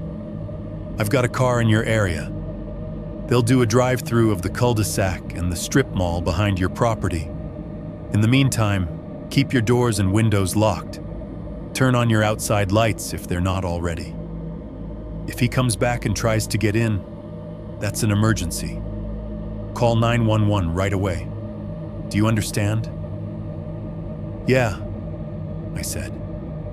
My voice sounded distant in my own ears, like it was coming from the TV in the next room. "Do you feel safe staying in the residence tonight?" she asked. I looked around my kitchen.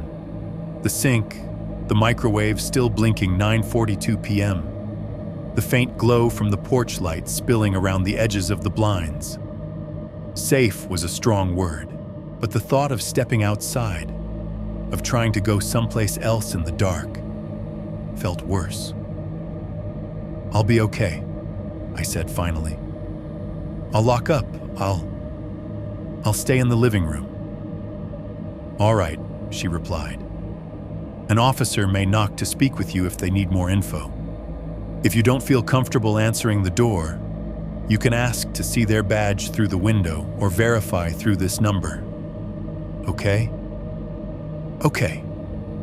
We exchanged a few more rote phrases, and then the call ended. The silence that snapped back into place felt heavier than before, like something dropped over the house and sealed it. For a moment, I just stood there in the middle of the kitchen, the phone still in my hand, listening. I heard nothing out of the ordinary. The AC pushing cooled air through the vents, the faint hiss of the TV in the living room, my own breathing. No footsteps on the porch, no engine outside.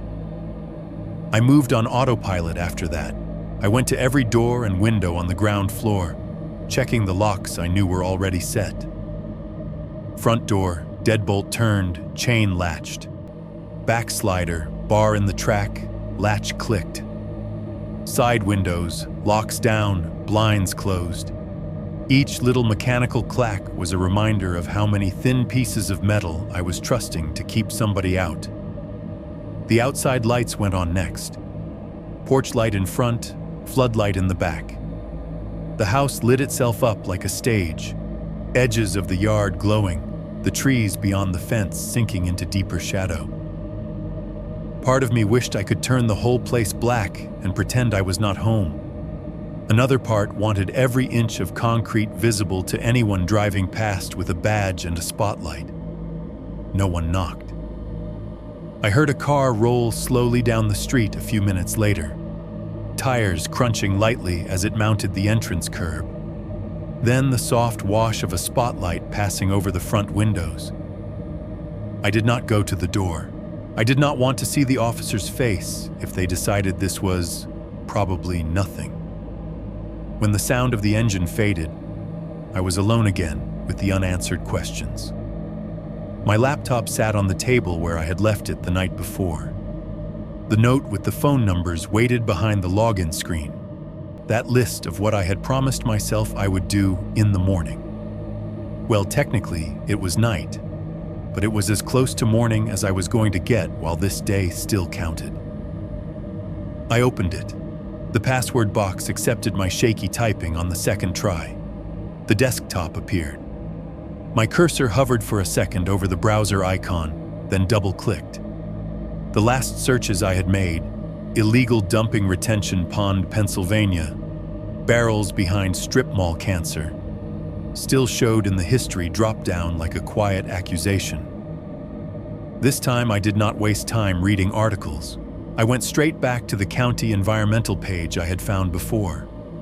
A bland layout, blue and gray, with a banner about keeping our waterways clean. Somewhere halfway down, in small text under a section labeled Stormwater and Illegal Discharge, there was a link that said, "Report suspected dumping or contamination." I clicked it. A form opened. It was not fancy. A handful of text fields, some drop-down menus, a couple of checkboxes. At the top, a line, "Please provide as much detail as possible. Your report may be used in an investigation." I stared at the cursor blinking in the first box, location of incident, and then began to type. Behind strip mall at Route 22 exit, I wrote. Retention pond between back of Dollar General, Tony's Pizza, and residential cul-de-sac. Access via backlot or path behind houses. The next box asked for the date and time. I put Tuesday, early September, around 7:15 p.m. The more I wrote, the more real it felt. 2 men in reflective vests, white pickup truck, 2 large blue-green plastic barrels, lights off when they came in. Rolled barrels down concrete slope toward edge of pond. Opened one, used scoop to pour dark, thick liquid onto ground leading into water. Strong, metallic, chemical smell. Did you observe direct discharge into a storm drain, basin, or waterway? The next question wanted to know. Yes, I checked. Did you attempt to confront individuals or take photos, video? It asked further down. No, I selected for photos. Yes for I spoke or shouted. Then in the comment box, I explained. They saw, heard me. They looked directly at me across the pond. I felt unsafe staying in the area.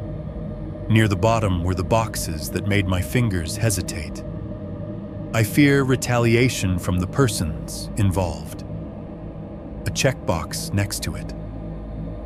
I stared at it for a long moment, then clicked it. A little X appeared. It felt absurdly small compared to the weight behind it. Do you wish to remain anonymous? The cursor blinked. The form would let me continue either way. Anonymous reports, it said in tiny text, would still be reviewed, but might be harder to follow up on. For a few seconds, the coward in me threw out every argument it could. If they do not have your name, nobody can hand it over by accident. If this turns into a big case, you do not have to end up in court. If they look at cameras and decide you are wrong, your neighbors will not know you are the one who stirred it up. And then another thought rose up through that noise. If you really think this is serious, if you think someone is poisoning the pond behind your house and threatening you on your porch, how badly do you want them to take you seriously? Half the news articles I had read the night before mentioned a local resident who reported suspicious activity or a concerned homeowner. None of them mentioned anonymous tipster. Faceless complaints were easy to misplace. Names and addresses, less so. My fingers moved before I could talk myself out of it. I typed my full name, my street, my house number. Checked no next to, do you wish to remain anonymous? And felt something drop into place, like a weight sliding down inside me and lodging where it was going to stay. When I hit submit, the screen flickered. A simple thank you message appeared, bland and non-committal. Your report has been received. If you provided contact information, a representative may follow up with you if additional details are needed. That was it. It did not feel like much, considering what it represented in my head. Me stepping over a line from guy who saw something weird to witness in a potential crime. But it was something, a record somewhere, with my name on it, a date, a time, a description. After that, I opened my email. This time, it was the sheriff's site. They had an online reporting portal for non-emergencies, things that did not need a squad car but deserved documentation. I filled out another form. This one focused more on the man at my door than the barrels at the pond. I described his claim about the water department, the way he refused to show ID through the glass, the question about whether I lived alone. Under, have you previously reported related activity? I checked yes and referenced my call to the dispatcher. Under, do you feel in immediate danger? I hesitated, then selected, not currently, but concerned about future contact. By the time I finished typing and hit send, my shoulders ached. I had been hunched over the keyboard like I was bracing for impact. When the confirmation email came through, just an auto-generated message with a case number and a bland, "Thank you for contacting us," I felt a thin, fragile sense of relief seep in around the edges of my nerves. At least if something happened to me, I thought, they'd know where to start. It was a dark joke, even inside my own head, but there was some comfort in it. My name, my house, the pond, the truck, they were all written down now in places I could not erase. If the worst-case scenarios from those articles actually played out here, if someone found something in that water months or years down the line, there would be a trail. The night had not gotten any less heavy outside, but inside the house, things felt structured, labeled. I had done the things adults are supposed to do when they see something wrong. I called, I reported, I documented. I was not just a guy hiding in his kitchen anymore, even if that was exactly what I still felt like. I left the laptop on the table, the lid half closed. The TV went back on in the living room, this time tuned to something harmless and pointless. Some cooking competition where people ruined soufflés under bright studio lights.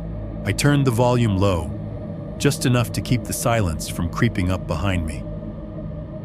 I took a shower. The water pounded on the back of my neck, washing away sweat and the faint, clinging ghost of that metallic smell. Steam fogged the mirror.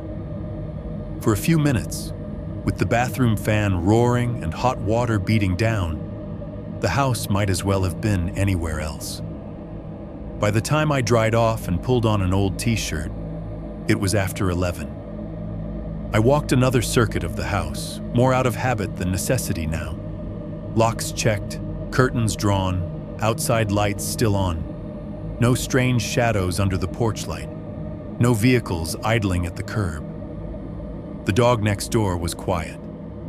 Route 22 hummed on, steady and far away. In the bedroom, I left the door slightly open so I could hear the rest of the house. I set my phone on the nightstand, screen facing up, charger plugged in but not connected. The clock glowed 11:23 p.m. in soft blue numbers. I lay down and stared at the ceiling for a long time, the patterns of light from the street lamp outside shifting gently across the paint. My mind kept replaying the man's words at the door. "I watched you walk in. You were behind the strip mall. You live alone, right?" But every time my thoughts started to spiral, I would grab onto the facts like a railing. I had called. I had filed. There was a case number. There were records. People in uniforms and offices knew something was wrong. The weight of responsibility, at least, was not sitting entirely on my shoulders anymore. "Someone with more power than you will handle it," I told myself quietly in the dark. You did what you were supposed to do. At some point, my body overruled my brain. My eyes burned. The day caught up with me. The mechanical lullaby of the house, AC cycling, fridge humming, the distant whoosh of highway noise, worked its way under my skin the way it always does. I slept, not deeply, not the kind of sleep where you wake up wondering what day it is, but enough that the edges of my thoughts blurred and the ceiling stopped mattering. I want to be very clear about something here. I am not telling you any of this to make myself look brave or smart or like the one reasonable man in a town full of people ignoring the obvious. I am telling you because I want the order of events to be understood. The reports, the emails, the calls, the fact that for a few hours, I actually believed those things might be enough to keep what was outside from getting in. That night, I slept because I thought I had drawn a line, and that the people on the other side of it, the ones with badges and titles, would make sure it held. I am a light sleeper, though, and that is the only reason I am still here to write this. Vorpautana, the second of silence. The funny thing about almost dying in your own house is that it starts with the same sounds as any other night. It was about 2 days after the man from the water department came to my door. Long enough for the immediate adrenaline to burn off, not long enough for the dread to really fade. I had gone to bed later than usual that night, closer to midnight, after staying up with the TV on, making myself watch stupid, harmless things until my eyes refused to stay open. My bedroom is on the second floor, at the front of the house. The ceiling fan turns slowly above the bed, never fast enough to make much difference in the temperature, but just enough to move the air. There is a vent near the door that whispers cold air into the room whenever the central AC kicks on. The window looks out over the cul-de-sac. If a car pulls in, the headlights paint a brief, pale arc across the opposite wall. That night, everything was in its place. The fan ticked a little on every rotation, the kind of tiny mechanical flaw you only notice when you are lying awake counting things. The AC breathed in cycles, on for a while, a soft rush through the vents, then off, leaving the room a little too still until the thermostat decided it was time again. Downstairs, the refrigerator in the kitchen went through its own routine. A low hum as it worked, then a clicking thunk when the compressor decided to rest. I drift in and out of sleep on a good night. I do not just sink all the way down and disappear. I skim along the surface. Little noises will pull me up just enough to check the time, to listen for a second, then let me slide back under. That night, I had one of those half dreams that feel like they could be happening in the room. Something about being back at the pond. Only the strip mall was gone and there was just water and sky. The sounds from the house folded into it. The hum of the AC turning into wind over the surface. The fridge clicking becoming the plunk of a lure hitting the lake. At 2:17 a.m., everything stopped. I did not know the time in that exact instant, of course. I checked the clock later, after. All I knew in the moment was that the familiar background noise I had unconsciously been riding on disappeared, like somebody had hit mute on the world. The AC shut off first with a soft, final sigh, the kind it makes every night. But instead of the usual follow-up, the fridge hum, a car rolling past on the main road, the distant hiss of Route 22, there was nothing. No engines, no compressors, no mechanical hiss. Even the ceiling fan sounded quieter somehow, its soft tick suddenly swallowed up. The whole house fell into a kind of absolute stillness I had only felt once before. Standing on the bank of the pond, when all the rooftop units and the ice machine and the highway traffic took a simultaneous breath. It was that same wrong silence. Dense, pressurized, like the air had weight. In that thin, unnatural gap, I heard it. A tiny, sharp sound, too delicate to be anything big-breaking. Like the noise a hairline crack makes when it races across cold glass, or the minute click of a lock being forced just past the point it was designed to go. Tack. It was so small that if the fridge had been running, or if a truck had gone by outside, I might have missed it. But in that second of silence, with everything else sleeping, it slid right up through the bones of the house and into my ears. Then a second noise, layered under the first, the faint musical tap of something harder than dust hitting tile. 1, 2, 3 almost inaudible pings, as if tiny shards of glass were dropping onto the kitchen floor below. My eyes snapped open. For a second, I lay perfectly still, waiting to see if my brain would file it under dream and let me sink back down. All I could hear was my own heartbeat, suddenly tripled in speed, thudding against my ribs. The ceiling fan traced its lazy circles overhead. The AC did not come back on, I pushed myself up on my elbows, listening the way you do when you are trying not to even breathe too loud. The silence did not feel like real quiet. It felt like the held breath between two words somebody had not decided on yet. Then I heard the wind. Not the usual distant rush of air outside, filtered through walls and insulation. This was sharper, closer, a thread of cool moving through the house in a way it was not supposed to. It slipped under the bedroom door in a narrow draft, touched the bare skin of my ankles, and sent a line of goosebumps crawling up my legs. There should not have been wind inside. The windows upstairs were closed and locked. The only way for air to sneak around like that was if it had found a new opening somewhere downstairs. A broken seal, an open door, or a window that was no longer intact. The fridge came back to life then, humming weakly, as if trying to reassure me that this was just another normal night. The spell of absolute quiet broke. A car passed in the distance, its tires hissing on asphalt. Somewhere, a dog barked once and cut off. I swung my feet over the side of the bed and sat up fully, heart still pounding, straining to separate the real from the leftover scraps of whatever I had been dreaming. Probably nothing, the rational part of me whispered. House settling, old pipes, a dish shifting in the drying rack. The rest of me remembered the man at the door asking if I lived alone. For a moment, nothing happened. Then, from downstairs, came a sound I knew intimately, in a way I had never wanted to know it from this angle. The faintest suggestion of weight on the floorboards. A soft, careful tread, each step placed with deliberation to avoid noise.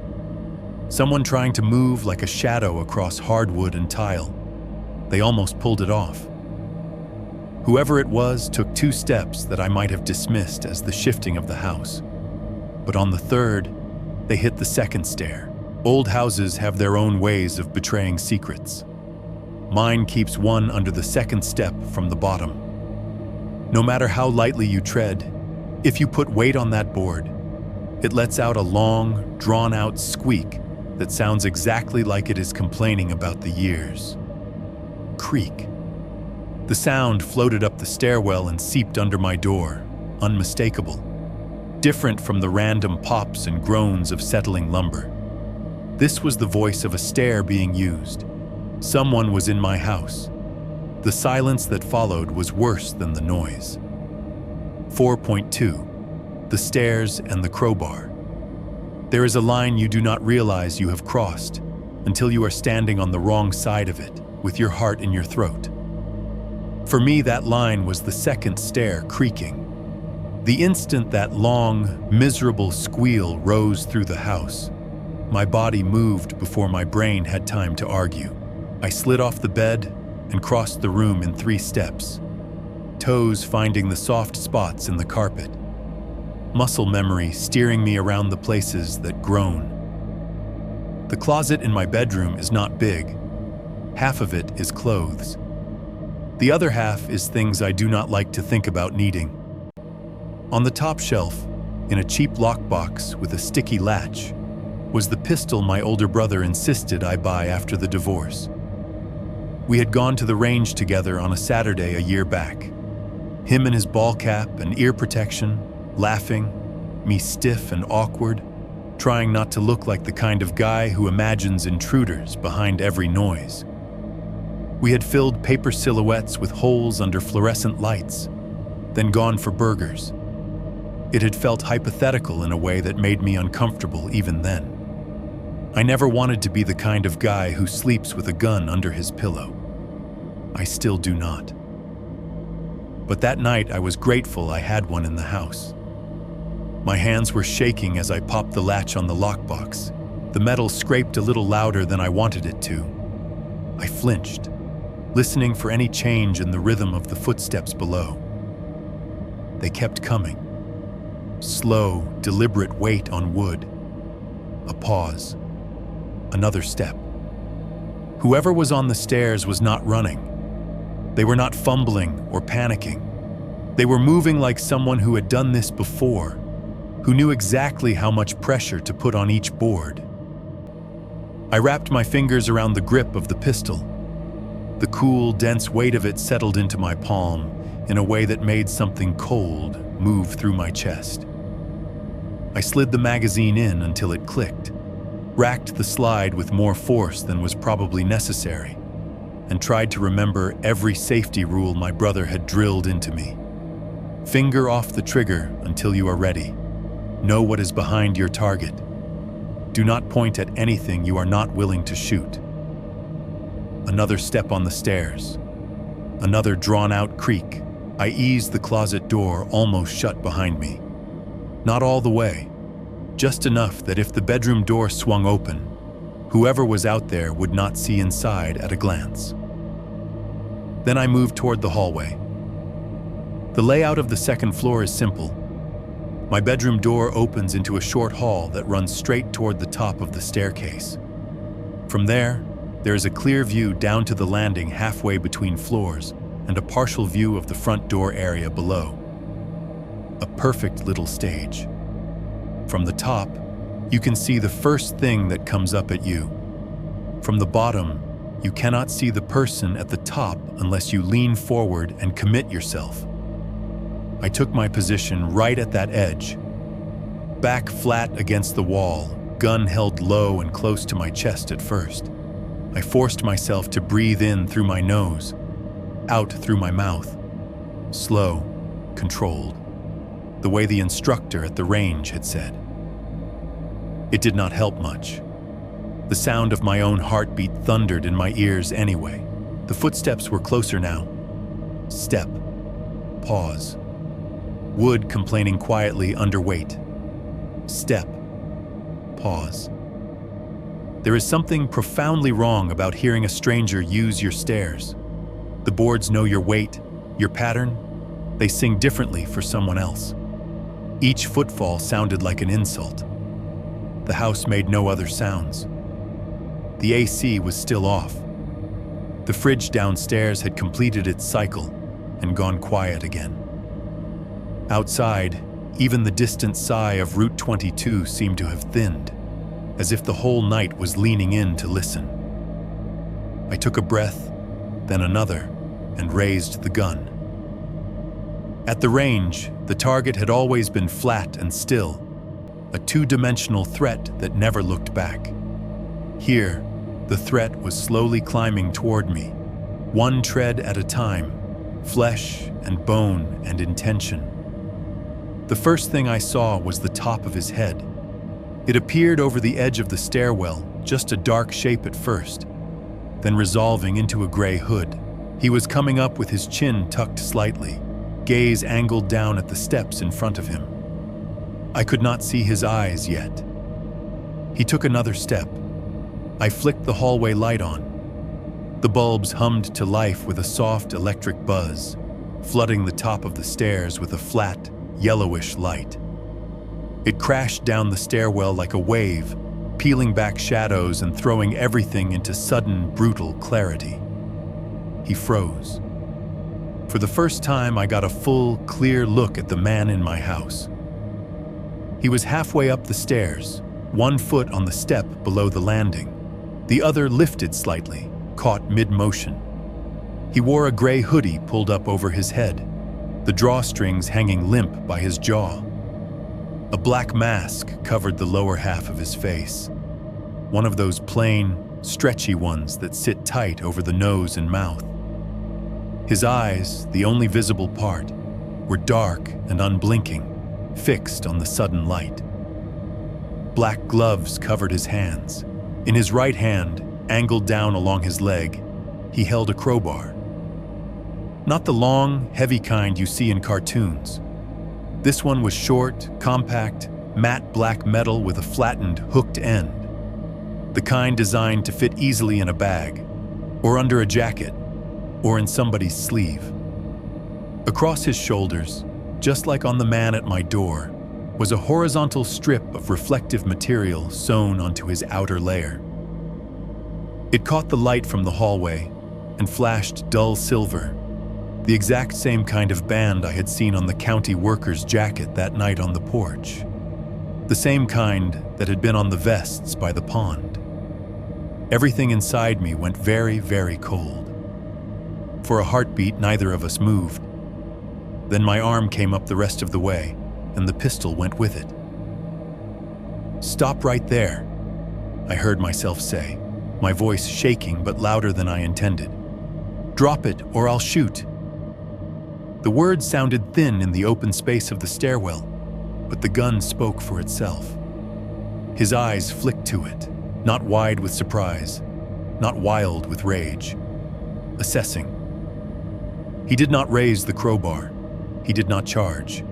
He lifted his empty left hand instead, palm open, fingers loose, the universal gesture for calm down.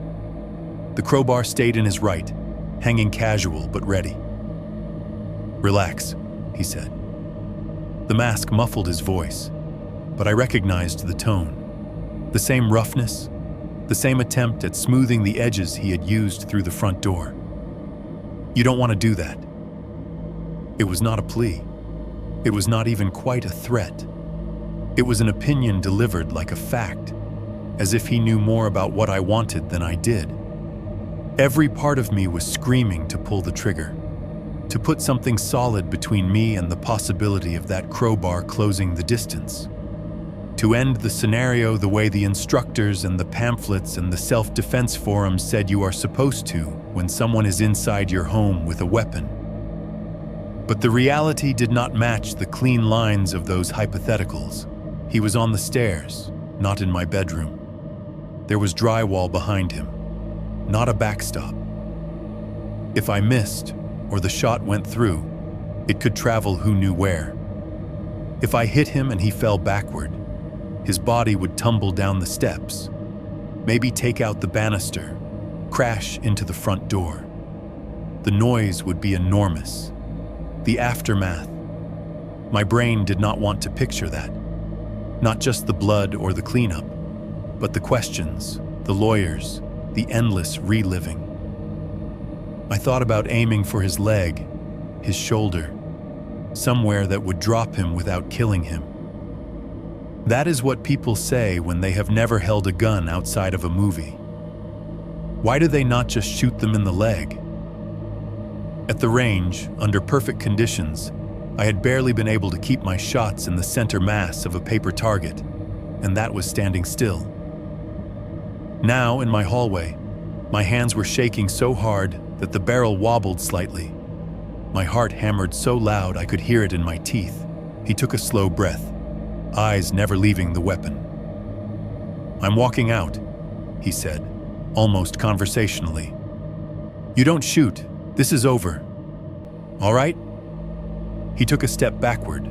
Not a turn and run, not a panic flail. One deliberate step down. The wood under his foot complained in a low creak. His left hand stayed up, palm facing me. The crowbar remained in his right, angled down, but I could see the tension in his arm. "Don't!" I snapped. "Drop it! Drop it now!"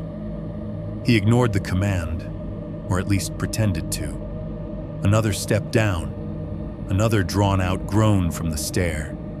He did not try to rush me. He did not lunge. He backed down those steps like someone leaving a wild animal's cage, never taking his eyes off the teeth. All the advice about stand your ground and defend your home evaporated under the weight of that careful retreat. Shooting somebody who was moving away, even if they had been moving towards you 30 seconds ago, is a different thing inside your skull, a different line you have to live with crossing.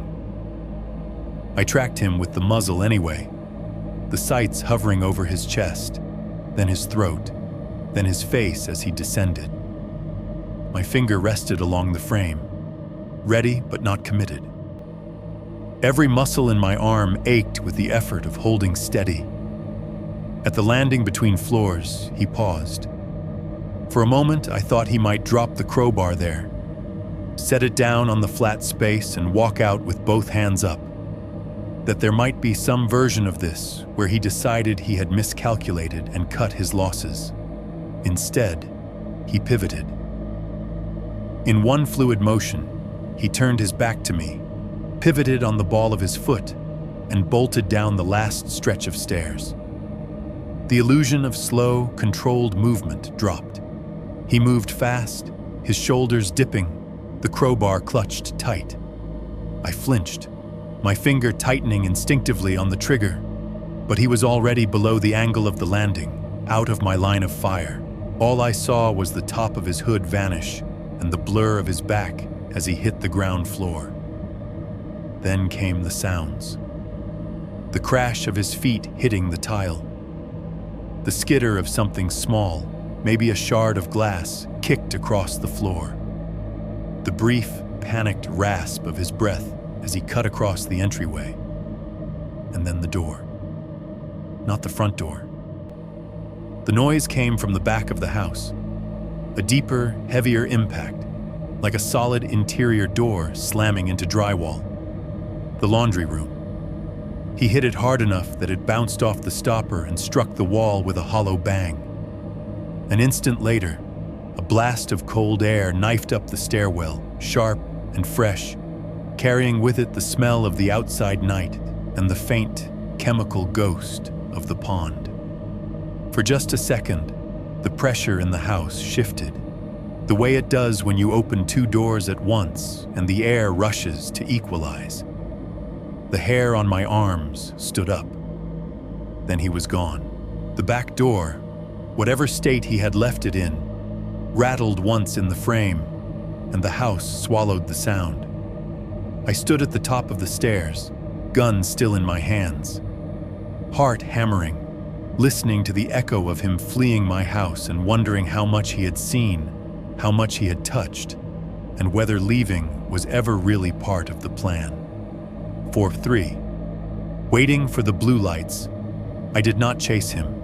Every stupid movie I have ever seen told me I should.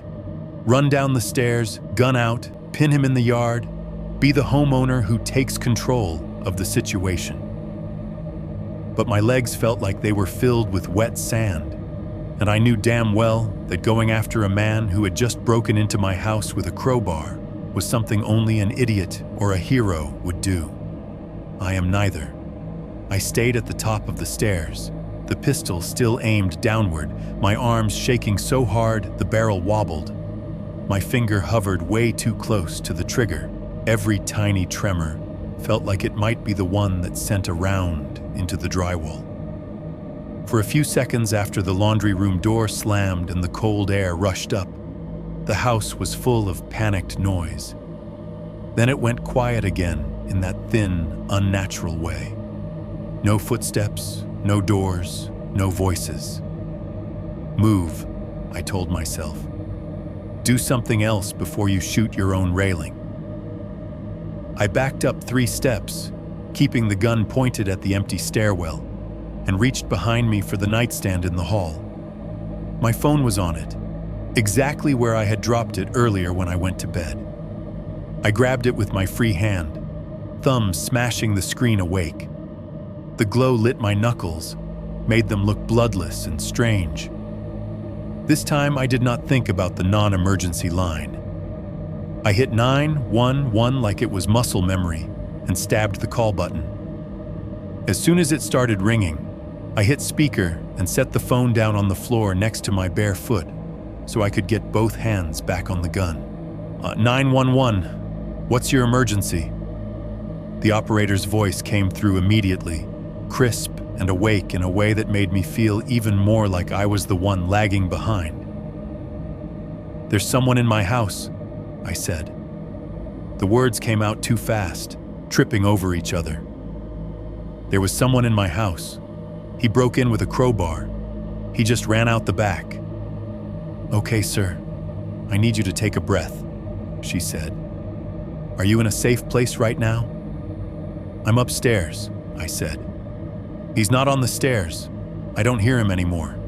I think he left through the back door. Is anyone else in the house with you? No, I'm alone. The word hung there for a second, heavier now that I had said it out loud. "Is the intruder still inside that you can tell?" she asked. I don't think so," I said. "He ran. I heard the back door slam. There's wind like something's open, but I don't hear him." "Okay. Are you armed?" "Yes." The gun felt even heavier when I said it. "I have a handgun. I'm at the top of the stairs." "All right. Keep the weapon pointed in a safe direction and do not go looking for him," she said, that trained calm never wavering. "We have units en route to your address. I need you to stay on the line with me. Keep away from windows if you can. Do you hear any vehicles outside?" I strained my ears. Through the open space of the stairwell, I could hear the house's usual noises trying to reassert themselves. The fridge had kicked back into a low hum. The AC finally came on again with a long sigh, and the vents started hissing cool air into the hallway. Somewhere, a loose return grate rattled for half a second, then settled. Outside for the moment, there was nothing but the distant whisper of Route 22. "No, not yet," I said. She asked me to describe the intruder. I told her what I could. Gray hoodie, black mask, gloves, short crowbar, probably same guy who had come earlier pretending to be County. I mentioned the reflective band across his shoulders, the voice, the way he had backed down the stairs instead of charging. "Did you fire your weapon?" she asked. "No," I said. The admission tasted half like relief, half like failure. He backed away. I didn't shoot." "You did the right thing by not firing unless you had to," she said automatically. "Officers are on the way. You might hear sirens approaching. When they arrive, put the weapon down somewhere visible and follow their instructions, okay?" Okay. Time got strange after that. The clock on the hallway wall ticked each second off in tiny, precise pops, but the space between them stretched and blurred. I stood there with my back to the wall, gun still pointed down the stairs, the phone on the floor at my feet spilling the operator's calm questions into the air. "Do you hear anything now? Any change in sounds downstairs? Are you still alone upstairs?" Each time I answered, no, yes. The repetition had a hypnotic quality, like I was being coached through breathing exercises while someone waited below to see if I would come down. And then, finally, far away at first, but growing, I heard it. The thin, rising wail of sirens. It started as a faint thread of sound under the hum of the AC, then got louder, closer. Somewhere out on the main road, a police car turned off Route 22 and into the grid of side streets that led to my little dead end. The siren yelped in shorter bursts as they got closer to residential houses, then dropped out completely, replaced by the throaty rumble of the engine and the crunch of tires on familiar asphalt. "Incoming unit should be on your street now," the operator said. "You may see their lights." Blue and red started pulsing against the ceiling of the stairwell, seeping through the narrow window above the front door. The light painted the walls in flashes, blue, red, like the house had swallowed a heartbeat that did not belong to it. I heard the engine idle low, then the vehicle stop. "Officers are there," she said. "You can end this call when they make contact with you." 2 quick knocks on the front door, followed by a male voice, firm and loud. "County Sheriff's Office!" I set the gun down on the hallway carpet, away from my feet, muzzle pointed toward the wall, and raised both hands instinctively even though no one could see me yet. "I'm upstairs," I called back. "I'm unarmed now. The gun's on the floor." "Okay, stay where you are," he shouted. "We're coming in." The sound of the deadbolt turning from the outside was surreal.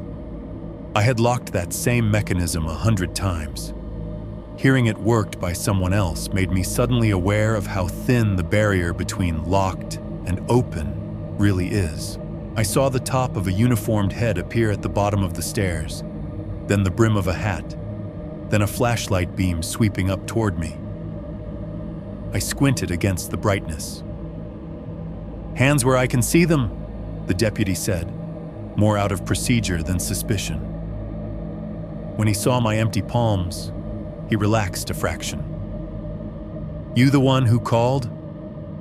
"Yeah," I said, voice rough. "Gun's right here." I nudged it with my foot so he could see it clearly on the carpet. He nodded, his partner coming up behind him, another beam of light sliding over the walls. "Leave it there for now. We'll clear the downstairs. You stay put." So I did, listening as they moved through my house. They went room by room on the first floor, calling out "Sheriff's office" as they swept through the living room, the small dining nook, the kitchen. Drawers opened and closed. A cabinet door banged softly. One of them cursed under his breath when something crunched under his boot. It took less than a minute for them to find what I had only heard. "Back here," the second deputy called. "We've got point of entry." The first one glanced up the stairs at me. "You can come down now," he said. "Slowly, hands visible. Then point us to where your firearm is, and we'll secure it while we talk." By the time my bare feet hit the ground floor, my legs felt like they might fold. I stepped around the broken glass glittering on the tile, following the deputies toward the laundry room. The window there is small, a narrow pane of glass beside the back door, more for letting in a strip of daylight than for anyone to see out of. That night, it was a ragged hole. The lower half of the pane had been smashed inward, leaving a jagged, uneven frame of glass teeth around the edges. Tiny cubes of safety glass were scattered across the floor like frost, crunching under the deputy's boots when he shifted his stance. The night air flowed freely through the opening, carrying with it the damp smell of the yard, and faintly, the stale chemical tang from the direction of the pond. Near the sill, on the inside, a smear of dirt stained the white paint. It had the texture of wet soil ground in by pressure. Just below it, on the tile, was a partial shoe print, muddy but smeared, as if the intruder had twisted his foot mid-step. Not enough to make out a brand or a tread pattern, but enough to show he had put his weight there. He probably broke the glass, reached in, and flipped the lock, the deputy said, mostly to his partner. Then came straight through here. He clicked his flashlight off for a second, then back on, angling it toward the floor, the doorknob, the edges of the frame. No blood, no obvious fibers, just dirt, glass, and the cold reality that my house had been easier to enter than I wanted to admit. I told them everything, standing in my kitchen with my back against the counter. I went through the whole story for the second time in as many nights. The pond, the barrels, the white pickup behind the strip mall, the way the men had watched me across the water, the fake water department visit, the refusal to show ID, the question about whether I lived alone, filing the reports, going to bed, waking up to the second of silence and the sound of glass cracking. They listened, pens moving, notebooks filling with my words in blocky handwriting. "Did you see his face at any point?" the deputy asked when I finished, looking up at me over his pad. "Only his eyes," I said. And even then, not clearly. But I know it was the same voice, at the door, on the stairs, behind the mask. He nodded slowly, jotting that down.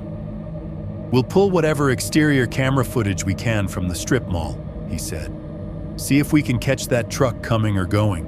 You said you already filed with environmental?" "Last night," I said. "Online form. Put my real name. Real address. He made another note.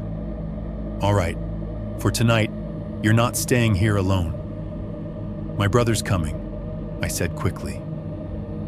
I had already texted him in a frantic shorthand while waiting for the car to arrive. He lives about 20 minutes out.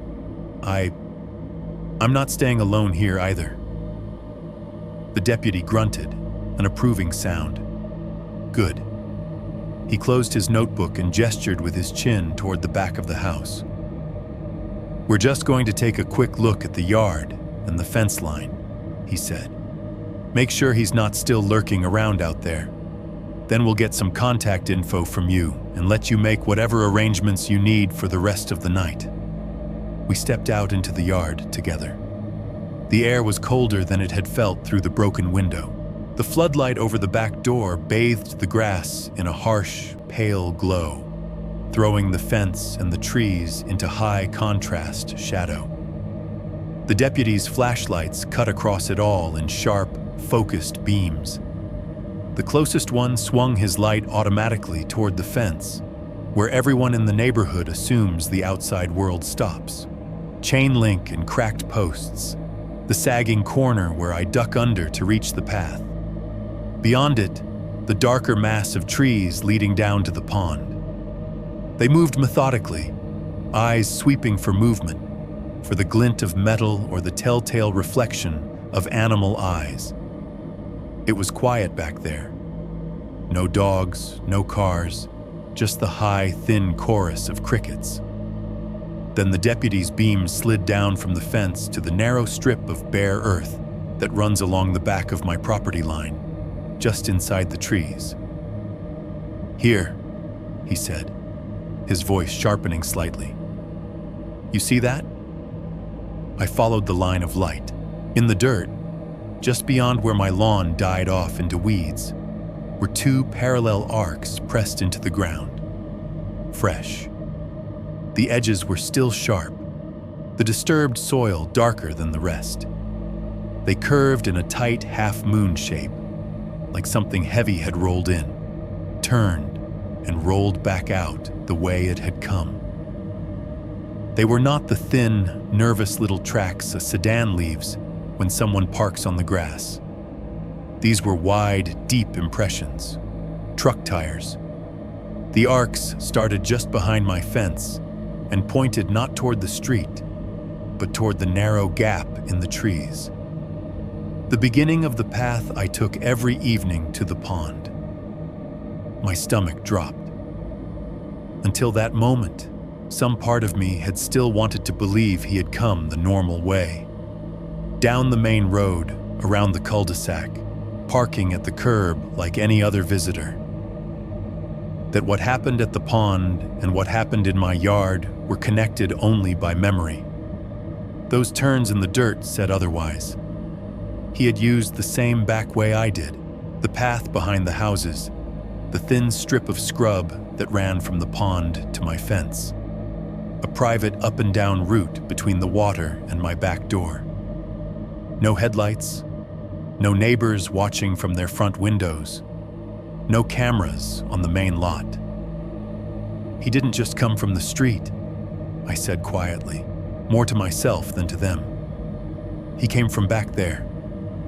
The deputy played the light slowly along the tracks again, then out toward the darker mass of trees.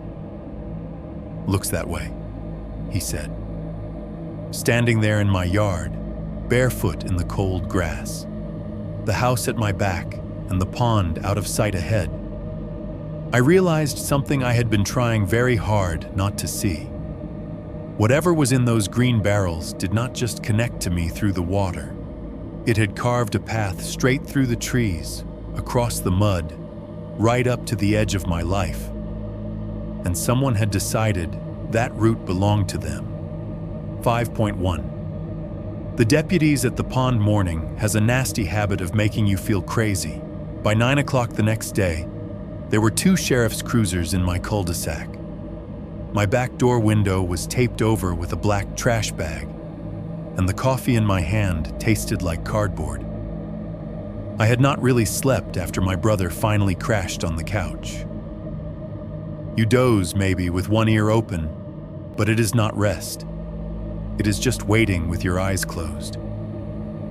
One of the deputies from the night before, same guy with the notebook, late 30s, tired eyes, leaned against his cruiser and tipped his head toward the tree line. "You said you could show us exactly where you saw them with those barrels?" he asked. I nodded. "Yeah, it's not far." He did not say, "You don't have to," or "We can handle it." He just fell into step beside me as we walked past the last house in the cul-de-sac toward the sagging corner of fence I had crawled under 100 times. In the daylight, the whole thing felt stupid. The sky was a clear, flat blue with a few high clouds skidding across it. Birds fussed around in the branches overhead, hopping from limb to limb. You could hear the distant thud of a bass line from someone's car on the main road. The smell of morning was wet dirt, cut grass, and the faint yeasty scent of pizza dough proofing in Tony's kitchen. We ducked under the fence, the deputy catching his duty belt on the chain link and swearing under his breath. The path down to the pond looked exactly like it always did in the day. Patchy dirt, trampled grass, a crushed beer can half buried near the roots of a tree. Deer prints, maybe. Kids' sneakers. My own footprints, overlapped so many times they had become just worn earth. From the top of the slope, the retention pond looked completely harmless. The water lay still and opaque, a murky green-brown plate reflecting the square backs of the strip mall stores and the bright, white sky. A couple of ducks had claimed it for themselves. They paddled near the far bank, quacking softly at each other, dunking their heads and flipping their tails in the air like they were demonstrating how not deadly it was. On the other side, the back lot of the strip mall was already busy. A delivery truck backed up to Dollar General's loading dock, its reverse alarm beeping a steady, repetitive beep, beep, beep that cut through the morning air. A woman in yoga pants and a messy bun hustled a kid into the nail salon, her keys jangling. Someone from Tony's was dragging a stack of flattened cardboard toward the dumpster, the scrape of the plastic pallet against concrete grating like a dentist's drill. Normal life, commerce, ducks. If you did not know what had happened here, it would have looked like any other forgettable patch of water behind any other small-town strip mall. "Show me where," the deputy said. I led him around the pond, the wet grass soaking through the toes of my sneakers. As we got closer to the back of the stores, the smells shifted. More fryer grease, more hot trash, less fresh dirt. The dumpster loomed ahead, its metal sides tagged with a few half-hearted graffiti scribbles. Behind it, the same strip of concrete sloped down toward the water, a chute carved into the bank. "This is it," I said. My voice sounded thin against the backdrop of trucks and doors. They backed the truck up there, rolled the barrel down this slope. We stepped around the dumpster. The deputy drew his phone out and held it loose in one hand, ready to take pictures. The concrete was damp in places where the sprinklers had hit it, or where last night's condensation had not burned off yet. The grass at the edge of the slope was flattened and muddy, but in a way that could have been from 100 other things. Kids cutting down to the water, workers dragging something heavy, a pallet dropped and then moved again. If I squinted, there were darker patches along the lower part of the concrete, irregular stains that did not match the gray around them. They could have been from anything. Oil, spilled soda, somebody's dropped coffee. They could also have been from whatever thick, dark stuff I had watched glugging out of a barrel in the dark. In the bright white daylight, they just looked like stains. The deputy crouched near the bottom of the slope and tilted his phone, snapping a few close-up shots. The phone shutter made a soft, artificial click. "I'll send these over to the county environmental folks," he said. Let them decide if they want to come out and take samples. Do you see anything? I asked, hating how desperate it sounded. He shrugged slightly. I see disturbed ground, he said. I see stains. I don't see barrels. He scanned the waterline, eyes moving with the practiced sweep of someone who has been to a lot of ugly scenes and seen a lot of worse things than a dirty pond. There was nothing obvious floating in the water, no plastic drum bobbing at the surface, no lid spinning slowly in eddies, no dead fish in piles. Could have been moved, he added. Could have been a one-time thing, or more likely they've been doing it a while and know not to leave the hardware behind. The delivery truck at Dollar General gave a long air brake sigh as it settled into park. The beeping stopped. For a second, the relative quiet lapped at us before being filled again by the hollow thump of boxes being slid along the dock and the clatter of someone slamming a metal door.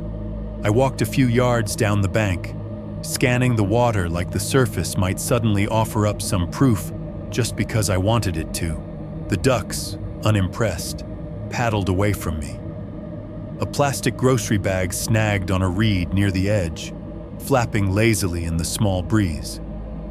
On the far side, beyond a clump of cattails, something caught the light. Just a flash at first. A small, bright glint against the dull green of the pond muck. My heart jumped. "Hang on," I said to the deputy, already angling my steps around the edge. "Do you see that?" He followed, his boots squelching in the softer parts of the bank. The closer we got, the more I could make out the shape. A curve of metal half buried in the mud at the water's edge. Round, rusted, the edge of it bright where the sun hit just right. In my head, I saw the plastic barrels again. I imagined one of them cracked open, the top cut off and tossed aside, its guts emptied into the pond. I pictured that metal edge as the lip of some industrial drum, just waiting to be pulled out and held up as proof that I was not insane. For a second, everything fell away except that glint. I picked my footing carefully, stepping over a slick patch of mud, ignoring the squelch of water seeping into my shoes. The deputy stayed a few paces back, letting me lead, his flashlight ready even though the sun was bright. When I got close enough to reach out with my foot, I nudged the thing gently with the toe of my shoe to dislodge it from the mud. It rolled over with a damp, sucking sound. Not a drum lid, not industrial hardware, just an old soda can, half crushed, its top edge catching the light where the aluminum had been ripped open. The rest of it was mottled with rust and algae, the brand name long since worn away. For a second, I just stared at it, stupidly, my brain refusing to adjust to the anticlimax. "It looked bigger from back there," I said, more to myself than to him. The deputy huffed out a small sound, something between a laugh and a sigh. "Story of my job," he said. "Use half of what people see turns out to be trash. The other half turns out to be worse than they thought." He snapped a picture of the can anyway, maybe out of habit. Maybe to make me feel like the excursion had not been completely pointless. I straightened up, mud sucking at my sneakers, and looked around the pond again. Delivery truck doors slammed. Someone yelled for a dolly in the flat, bored tone of a weekday morning. A car pulled into the lot. A woman got out and popped her trunk, the thump of it closing, echoing dully off the cinder block walls. The world around the water went on with its errands and shifts and routines. The pond sat between all of it, quietly reflecting whatever was above it. In the full brightness of the sun, the surface looked almost pretty. You could pretend all it held was runoff and duck shit and a few lost cans. It was like the whole thing had been a dream, I said, finally, staring at the place where I had watched the barrels tilt and pour. Then I thought of the trash bag taped over my back door window, its edges fluttering when the AC kicked on, and corrected myself. Except my back door window is still covered in a garbage bag, I added, and somebody stood halfway up my stairs with a crowbar. The deputy did not offer any comfort. He did not tell me it was going to be okay, or that they always got guys like this in the end. He just nodded once, his eyes following the rim of the pond out toward the thin line of trees and the path beyond. Behind us, the beeping of the delivery truck starting up again cut through the quiet, backing away from the dock as if nothing out here was worth worrying about. Nothing to see here. That was the part that scared me the most. 5.2, the official letter. The days after the break-in blurred into each other in a way that almost felt intentional, like the world was trying to smooth over the edges of what had happened. My brother crashed on my couch for 3 nights straight. We did the things guys do when they do not know how to talk about something.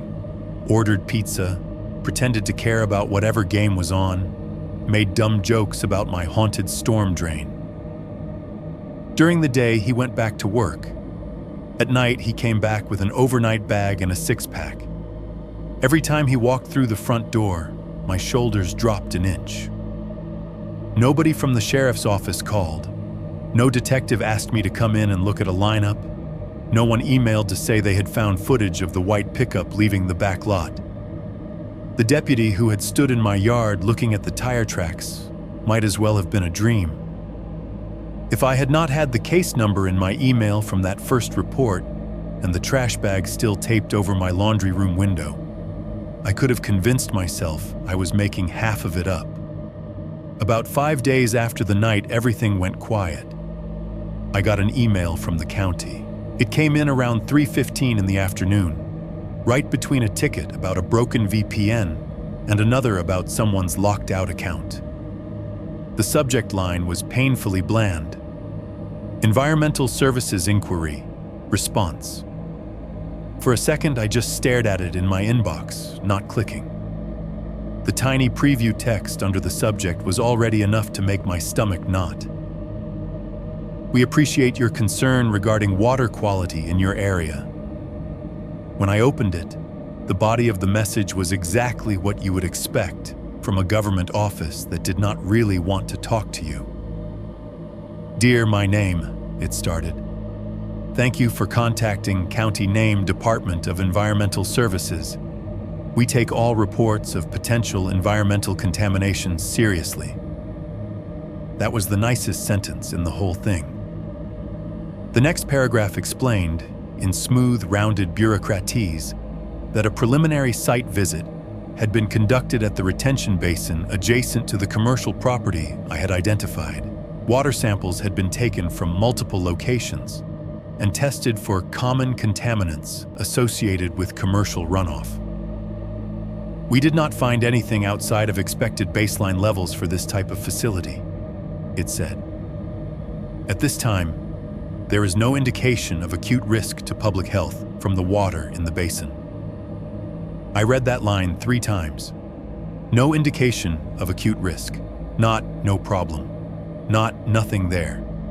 Just a careful, narrow slice of reassurance, couched in words like baseline and expected and this type of facility. It did not mention men in reflective vests or green barrels, or the fact that someone with a crowbar had come through my laundry room window 2 days after I filed the report. Further down, there was a sentence about ongoing coordination with law enforcement partners where warranted, and a reminder that retention basins are designed to collect and hold stormwater and may not always appear visually clean to residents. They thanked me again for being vigilant about environmental issues in your community and encouraged me to call the hotline with any further concerns. There was no mention of the truck. No, we reviewed security footage and observed. No, we were unable to corroborate the presence of unauthorized vehicles. Nothing that acknowledged, in plain language, that I had watched two human beings pour something thick and wrong into the ground. At the bottom was a digital signature from someone with a title long enough to wrap twice around the screen. Environmental Compliance Specialist 2. Under that, the county logo in a little colored header bar. I sat there at the kitchen table, laptop open, the email filling half the screen, the other half reflecting my own face faintly in the glass. Behind me, the plastic trash bag over the laundry window crackled softly when the AC kicked on, puffing out and then sagging back with the pressure. The refrigerator chose that moment to dump a tray of ice. The sudden clatter of cubes dropping into the bin inside the freezer made me flinch so hard I nearly knocked my coffee over. It sounded like someone had thrown a handful of gravel against the side of the house. My heart spiked, then plateaued, the adrenaline going nowhere. I stared at the sentence about no indication of acute risk and felt something sour settle in my chest. The logical part of me knew how these things worked. They came out, they dipped a bottle in, they ran it against whatever list of chemicals they have on their little forms, and if nothing pinged above some number on a chart, they called it good. Baseline. Within compliance. Expected. But I kept thinking about that night by the pond. The way the smell had clawed its way into the back of my throat. The careful way the men had rolled the barrels down the concrete. The way the taller one had looked at me when the tackle box hit the rock. If you are going to do something you know is wrong, you do it behind the strip mall at dusk, not under a blue sky at 10 in the morning with ducks watching. I called the number in the email. The phone rang 4 times. Then a bored-sounding woman picked up with the name of the department. I gave her my name and the case number from the email. "Yes, we have your report on file," she said. I could hear office noises behind her. Keyboards, a printer, someone laughing too loudly at a joke across the room. "I got an email about the water sample," I said. "It just says everything is within baseline. But I see that we conducted a standard panel." She cut in, her tone going into a practiced groove. "Those results did not indicate any exceedances of permitted limits. I watched 2 men dump some kind of thick liquid at the edge of the pond," I said, forcing myself not to raise my voice. "In barrels, at night. One of them came to my house pretending to be county. Then he broke into my house with a crowbar. This isn't just about the water looking dirty." There was a faint pause, just long enough for me to imagine her scrolling. "Unfortunately, I cannot comment on any ongoing law enforcement investigations," she said. "If you have concerns about a criminal matter, you'll need to follow up with the sheriff's office." "I did," I said. "I have. They said they'd coordinate with you. Then they'll share what's necessary with us," she replied. "From our side, what I can tell you is we tested the basin and did not find anything that would trigger an emergency remediation. People get nervous when they see safety gear and trucks at night." She did not say it outright at first, but it leaked into the conversation in pieces. A comment about legitimate contractors sometimes working after hours to avoid disrupting daytime operations. A note about authorized personnel needing to access infrastructure in low traffic periods. A little laugh when I mentioned the reflective stripes. "Those vests can look pretty intense in the dark," she said. "I think sometimes folks see a truck and some safety gear and assume the worst." "I didn't call because of the vests," I said. "I called because they tried to follow me home." There was another beat of silence. "I understand you're shaken up," she said, the words that always mean someone does not, in fact, understand. "But on the environmental side, we've done what we can do at this time. If you notice fish kills, strong odors, visible discharges, You're welcome to file another report. Welcome. Like I was being offered a coupon. I said thank you because that is what you do when you have reached the end of the script, and hung up. The house felt smaller again. The ice maker, having done its duty, went quiet. The fridge hummed. The AC cycled off, and for a brief second that wrong silence tried to slide in around the edges before some car outside, some bird, some distant truck filled it. I went back to the email, read it one more time, then hit print. The printer in my little office room chugged to life, pulling the sheet through, coughing out the letter in slow inches. When it was done, I took it back to the kitchen and laid it flat on the table.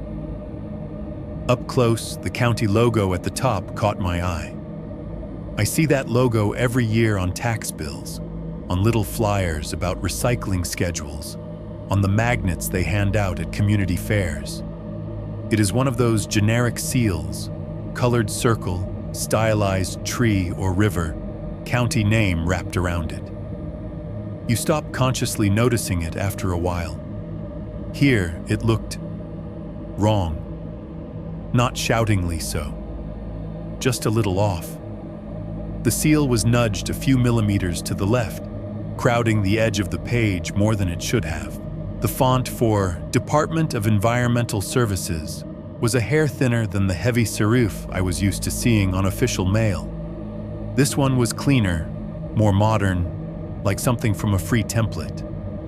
The spacing between the lines and the header was a little uneven, as if someone had copied and pasted pieces instead of using a standard form. Maybe they updated their letterhead this year, I told myself. Maybe some intern in a cubicle was told to freshen things up, and this was the result. Government offices change formats all the time. Or maybe someone somewhere had taken a county logo from one document and dropped it onto another, building a letter that said exactly what they needed a worried witness to hear. Nothing outside of normal levels. No indication of acute risk. Nothing to see here. The paper felt smooth and flat under my fingers, but the more I stared at that slightly crooked logo, the more it felt like the page itself was tilted. 5. 3. Footsteps in the cul-de-sac. Time did what it always does after something terrible almost happens. It started trying to convince me it had not been that bad. A couple of weeks slipped by. I went back to work. Tickets still came in. People still forgot their passwords. Software still broke in the exact same ways it had before a man with a crowbar chose my stairs. I drove to Walmart, to the gas station, to my brother's place for Sunday dinner, like nothing in my zip code had changed. The glass company came out and replaced the little laundry room window. I watched the guy work from the kitchen, his tool belt clinking, the smell of silicone and fresh-cut caulk sharp in the air. When he was done, the pane looked exactly like it had before, smooth and clear, no sign it had ever been shattered. If you did not know to look, you would never see that the frame had a slightly different sheen where the paint was new. I finally caved and installed a Ring doorbell. It arrived in a brown Amazon box like any other piece of suburban tech. No fanfare, no special weight. My brother helped me mount it by the front door, laughing about how I was joining the club now. We synced it to my phone, tested the chime a few times, watched each other wave awkwardly at the camera in the little preview window. "See?" he said. "Now if anybody walks up here at 2 a.m, you'll know before they do." We did not say the rest out loud, assuming the person did not already know more about my house than I did. I stopped going to the pond. It was not a decision so much as an absence of one. Every afternoon around 6, my brain would send up a little reminder. This is usually when you grab the rod, grab the cooler, head for the path, and I would smother it with some errand or some excuse. Laundry, dishes, A random show I suddenly needed to binge. The idea of standing out there alone again, with my back to the strip mall and the water sucking quietly at the bank, made my skin crawl. From my office window, I could still see the sliver of water behind the buildings. In the bright light of midday, it looked as bland as the county letter said it was. Just another engineered puddle catching runoff and reflections. The ducks kept their appointments. Delivery trucks came and went. The world did not stop on that side of the trees. Inside my house, on the surface, things calmed down. The new glass held. The trash bag came off the frame and went back under the sink where it belonged. My brother eventually started going home at night instead of treating my couch like a long-term Airbnb. He made me promise I would keep the gun in the lockbox, but accessible. And I did. I checked the locks a little more obsessively, sure.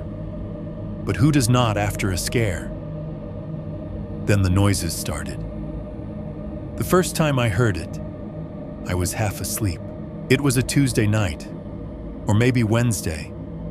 It blurs.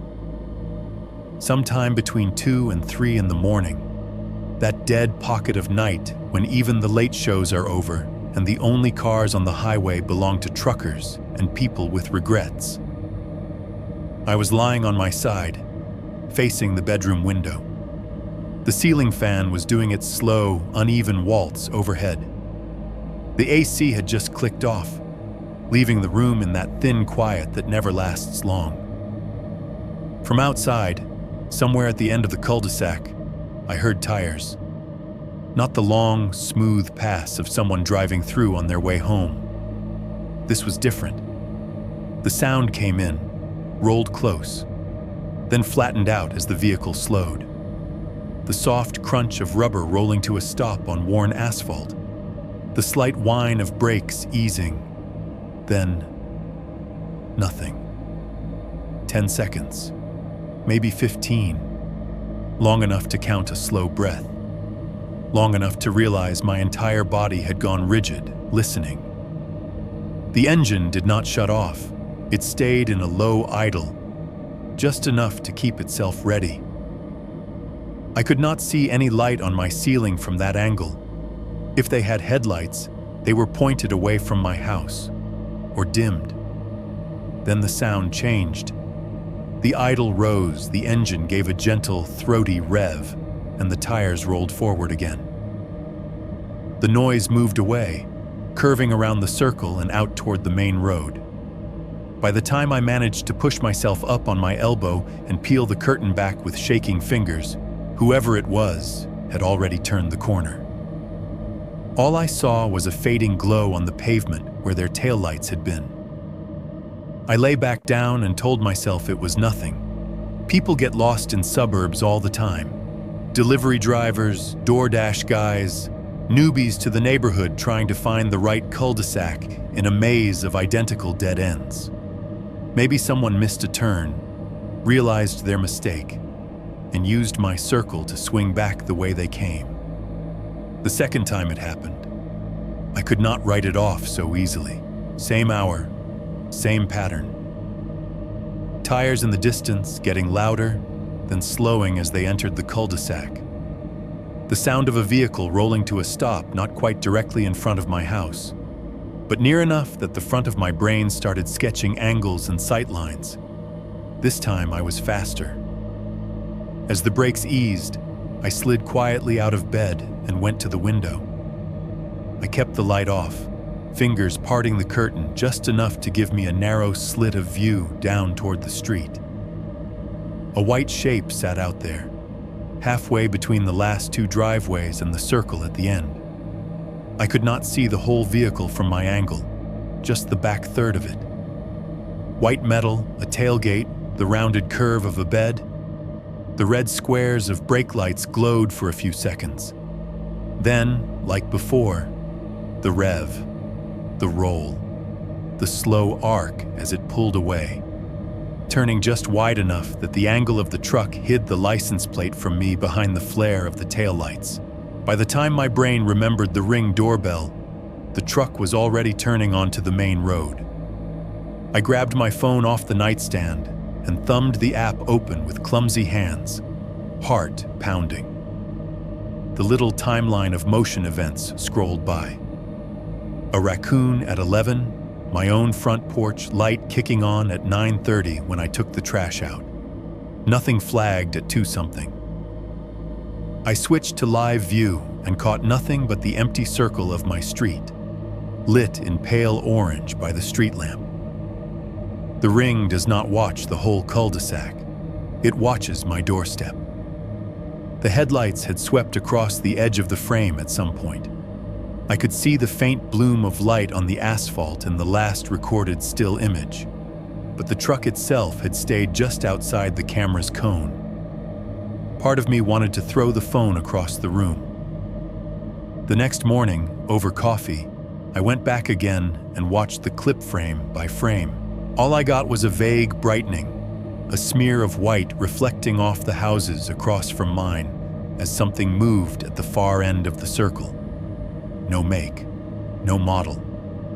Just the suggestion of a presence that had never been close enough to count as motion where the software cared.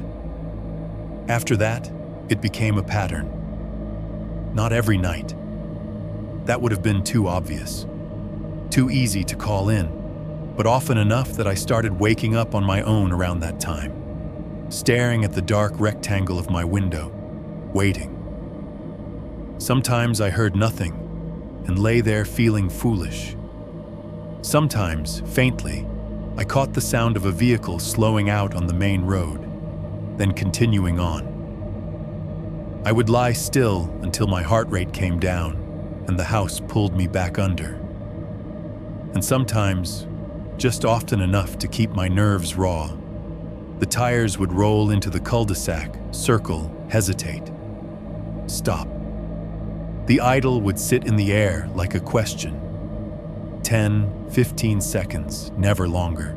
Long enough for someone to look at the row of houses, to count the mailboxes, to see which ones had light bleeding under the blinds. Long enough to confirm that the same blue truck was in my neighbor's driveway. The same ugly lawn flamingos were still stuck in the yard across the way. The same gray sedan, mine, sat where it always did. Then the rev, the slide away. The red flicker of taillights disappearing around the bend. Every time it happened, I checked the app. Every time, the same not quite anything. A tiny change in exposure. A wash of light too far out to trigger a full recording. The Ring's little history stayed mostly blank during those hours. An accusing line of timestamps with nothing attached. I started to feel like I was going crazy. If you tell someone, "Hey, I saw a truck stop on my street in the middle of the night," you sound paranoid. If you say, "It did it 3 or 4 times this month, all around 2 in the morning," you sound worse. And if, when they ask to see your proof, you show them a dark video where the only evidence is a slightly brighter patch of asphalt for half a second, you start to wonder if you would believe yourself. It would have almost been easier if the test had come back saying the water was poison. At least then there would be a clear reason to be afraid. A number on a chart, a contaminant with a name, a letter that said, "This is dangerous." People would show up in hazmat suits. There would be meetings, notices, someone from the county standing in front of microphones, telling everyone they were taking it very seriously. Instead, I had a clean bill of health for the pond, a generic email that sounded like it had been written by a bored AI and somebody who liked to drive slowly past my house in the middle of the night. Maybe it was nothing. Maybe it was a neighbor's teenager sneaking out to meet someone. Maybe it was a delivery driver with the wrong address, a rideshare guy turning around, some explanation boring enough to make me feel like an idiot.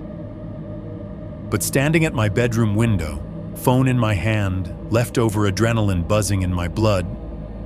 I kept thinking about that crooked county logo and the way the letter had never once used the words I had used in my report. Barrels, truck, men. Somewhere between my keyboard and that email, the story had been shaved down to baseline levels and no acute risk. Somewhere between the pond and my inbox, whatever I had seen had been filed under normal for this type of facility. If there was an investigation, it felt like it was happening in a version of the county I did not have access to. One where logos could be nudged on letterhead, where trucks did not show up on the cameras that mattered, where people who asked the wrong questions got answers that sounded a lot like, "Go back to sleep." 6. 1. Looking for other ponds. I used to open Google Maps to find new places to eat. After the pond and the break-in and the late-night truck visits, I started opening it for a different reason. It began on a Thursday night when I could not make myself turn the TV on again. The cul-de-sac was quiet, the ring's little blue circle dark on my phone screen, and my brain needed something to chew on that was not just replaying the same 10 seconds of a man on my stairs. So I opened my laptop at the kitchen table, the same place where I had read the county's no acute risk email, and typed my own address into Google Maps. The satellite view came up first, a flat, slightly washed out image of my neighborhood from some clear day in late summer. You could see the cul-de-sac as a little bulb at the end of a gray stem, my house a rectangle with a lighter rectangle for the roof. Behind it, the strip of trees. Behind that, the blocky shapes of the strip mall, the parking lot, the pale oval of the retention pond sitting between them like a forgotten plate. From that height, everything looked smaller and safer. The pond was just a shape. The slope behind the dumpster was just a lighter triangle in the darker grass. No barrels, no trucks, no men in reflective vests. I zoomed out. The town unfolded in square chunks, streets stitched together into grids and looping subdivisions, long gray bands where highways cut through, patches of green where parks sat, and here and there, in the empty spaces between parking lots and office parks, the same pale ovals and irregular circles, retention basins. Once you start looking for them, you cannot stop seeing them. Behind grocery stores, behind medical complexes, behind little clusters of dentist offices and vape shops. Every time a developer paves over another field, they have to dig a hole somewhere for all that water to go. On the map, they all looked alike. Tidy blue or gray blobs, often with a little drainage ditch connecting them to somewhere else. I dragged the map around, like I was pulling on a loose thread. Half a mile from my house, another strip mall. Different stores, same layout.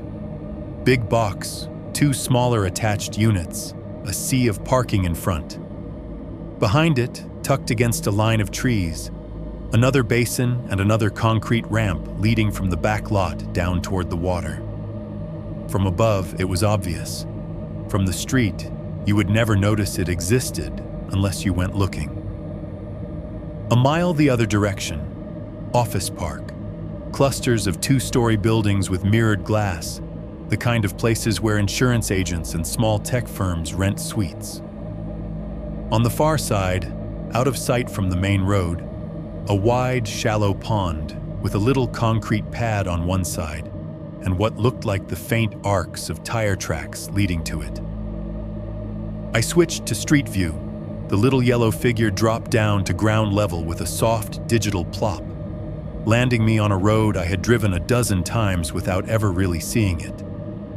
Office park signs, lawns trimmed too short, decorative boulders. From that angle, the pond behind everything was hidden by a berm, the slope only visible if you dragged the view just right. I did that for an hour. Hopscotching from one end of town to the other, I traced the invisible plumbing of the place. Every shopping center had some version of what sat behind my strip mall. Some were pretty, landscaped edges, little fountains bubbling away to keep the mosquitoes off. Others were pure function. Muddy holes, chain link fencing, a no trespassing sign bolted crookedly to a post. What interested me were the ones with concrete ramps. Not all of them had them. Some ponds had only grassy banks, but a surprising number had the same kind of sloped, poured path leading from the back lot down to the edge of the water. They looked like boat launches built for ghosts. The next afternoon, when my workday ended, I did something I had not done in a while. I picked up my keys, got in my car, and drove. Not toward the pond I knew, away from it, out along the main road, turning into shopping centers I had only ever seen from the front, following the little blue arrow on my GPS as it guided me back behind the facades. The first place I stopped was a strip mall on the far side of town, a mirror of mine in a different zip code. Dollar store, nail salon, fast food place, laundromat. The back lot looked exactly like every back lot anywhere else. Dumpsters, loading docks, the stink of old fryer grease hanging in the warm air. I eased my car along the cracked asphalt until I found the gap between the buildings where the map said the pond sat. There it was, a greenish, trash-ringed basin just beyond the edge of the lot, and sure enough, a concrete ramp, stained and worn, leading down toward it from behind the biggest dumpster. There were tire marks on that ramp too. Not dramatic, not the deep, fresh arcs I had seen behind my own fence. Just faint, gray-brown ghosts of tread pressed into the concrete. Recent enough to notice, old enough to blend in unless you were looking for them. One set went straight down, stopped, then backed up in the same path. I sat in my car with the engine idling, watching the empty ramp, my fingers tapping the steering wheel in a nervous rhythm. To anyone pulling through, I probably looked like someone on a lunch break checking texts. I drove to 3 more places, an older shopping center with a faded grocery store anchor, a medical building complex with a wellness center sign out front, a warehouse-looking structure on the edge of an industrial park that pretended to be a church on weekends, and a storage space the rest of the time. Behind all of them, water and concrete. At one pond, the ramp was cordoned off by a flimsy plastic chain and a no unauthorized vehicles beyond this point sign that looked like it had never been noticed by whoever kept running over the grass. Tire ruts gouged the dirt on either side where someone had cut the corner coming in or out.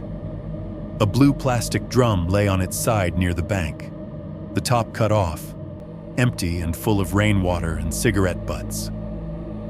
At another, I watched a legitimate-looking company truck pull up to the edge and sit there for 20 minutes. The doors never opened. No one got out. The sign on the side said something about stormwater solutions in faded vinyl letters. A guy sat in the cab, sunglasses on, staring straight ahead. Eventually, he put the truck in gear and left. There was no big revelation. No Hollywood moment where I caught someone mid-pour, lit by a flash of lightning and my righteous fury. There were just patterns. Concrete ramps, tire marks, empty drums. The quiet certainty that whatever had happened behind my strip mall was not unique. On the radio, the local news station hummed along, oblivious. County commissioners approved funding today for improvements to the Route 22 interchange, expected to ease traffic in and out of town during peak hours. The high school football team heads to districts this weekend. Temperatures staying unseasonably warm. Great time to get outside and enjoy our area parks and trails. The normal world ticked on, filing its own reports, counting its own baselines. While they talked about traffic and sports and the weather, I was driving loops around the guts of the town, looking at the places all that nice surface-level stuff flushed its waste. Toward the end of the afternoon, with the sun starting to slide lower and shadows getting longer, I decided to check one more place. It was a retention pond behind a newer development, a few miles from my house. The map showed it tucked behind a combination of office buildings and one of those big, anonymous campus things that might have held a call center or a regional corporate office. I turned off the main road at the direction of the GPS voice, followed a smooth, curved driveway past manicured lawns and a sign with a logo I did not recognize. The back lot was quiet, a few cars scattered near back entrances, most of the windows dark. The pond sat behind a line of young trees, the water a little clearer here, with a walking path looping half-heartedly around it. There was the ramp again, concrete sloping down from the rear edge of the lot to a service point near the bank. I pulled into a spot facing the water and killed the engine, letting the sudden quiet ring in my ears. The radio shut off mid-ad. The ticking of the cooling engine filled the car. I did not get out. I just watched. A breeze ruffled the surface of the pond. A single goose stood near the far edge, hissing at nothing. Somewhere behind me, a door opened and shut as someone left their office for the day. Normal things. Nothing sinister. I was about to put the car back in gear and leave when movement in my side mirror caught my eye. A white truck was coming around the curve of the lot. It was not speeding. If anything, it was going a bit under the lot's already low limit, moving with that casual, rolling confidence of a vehicle that belongs.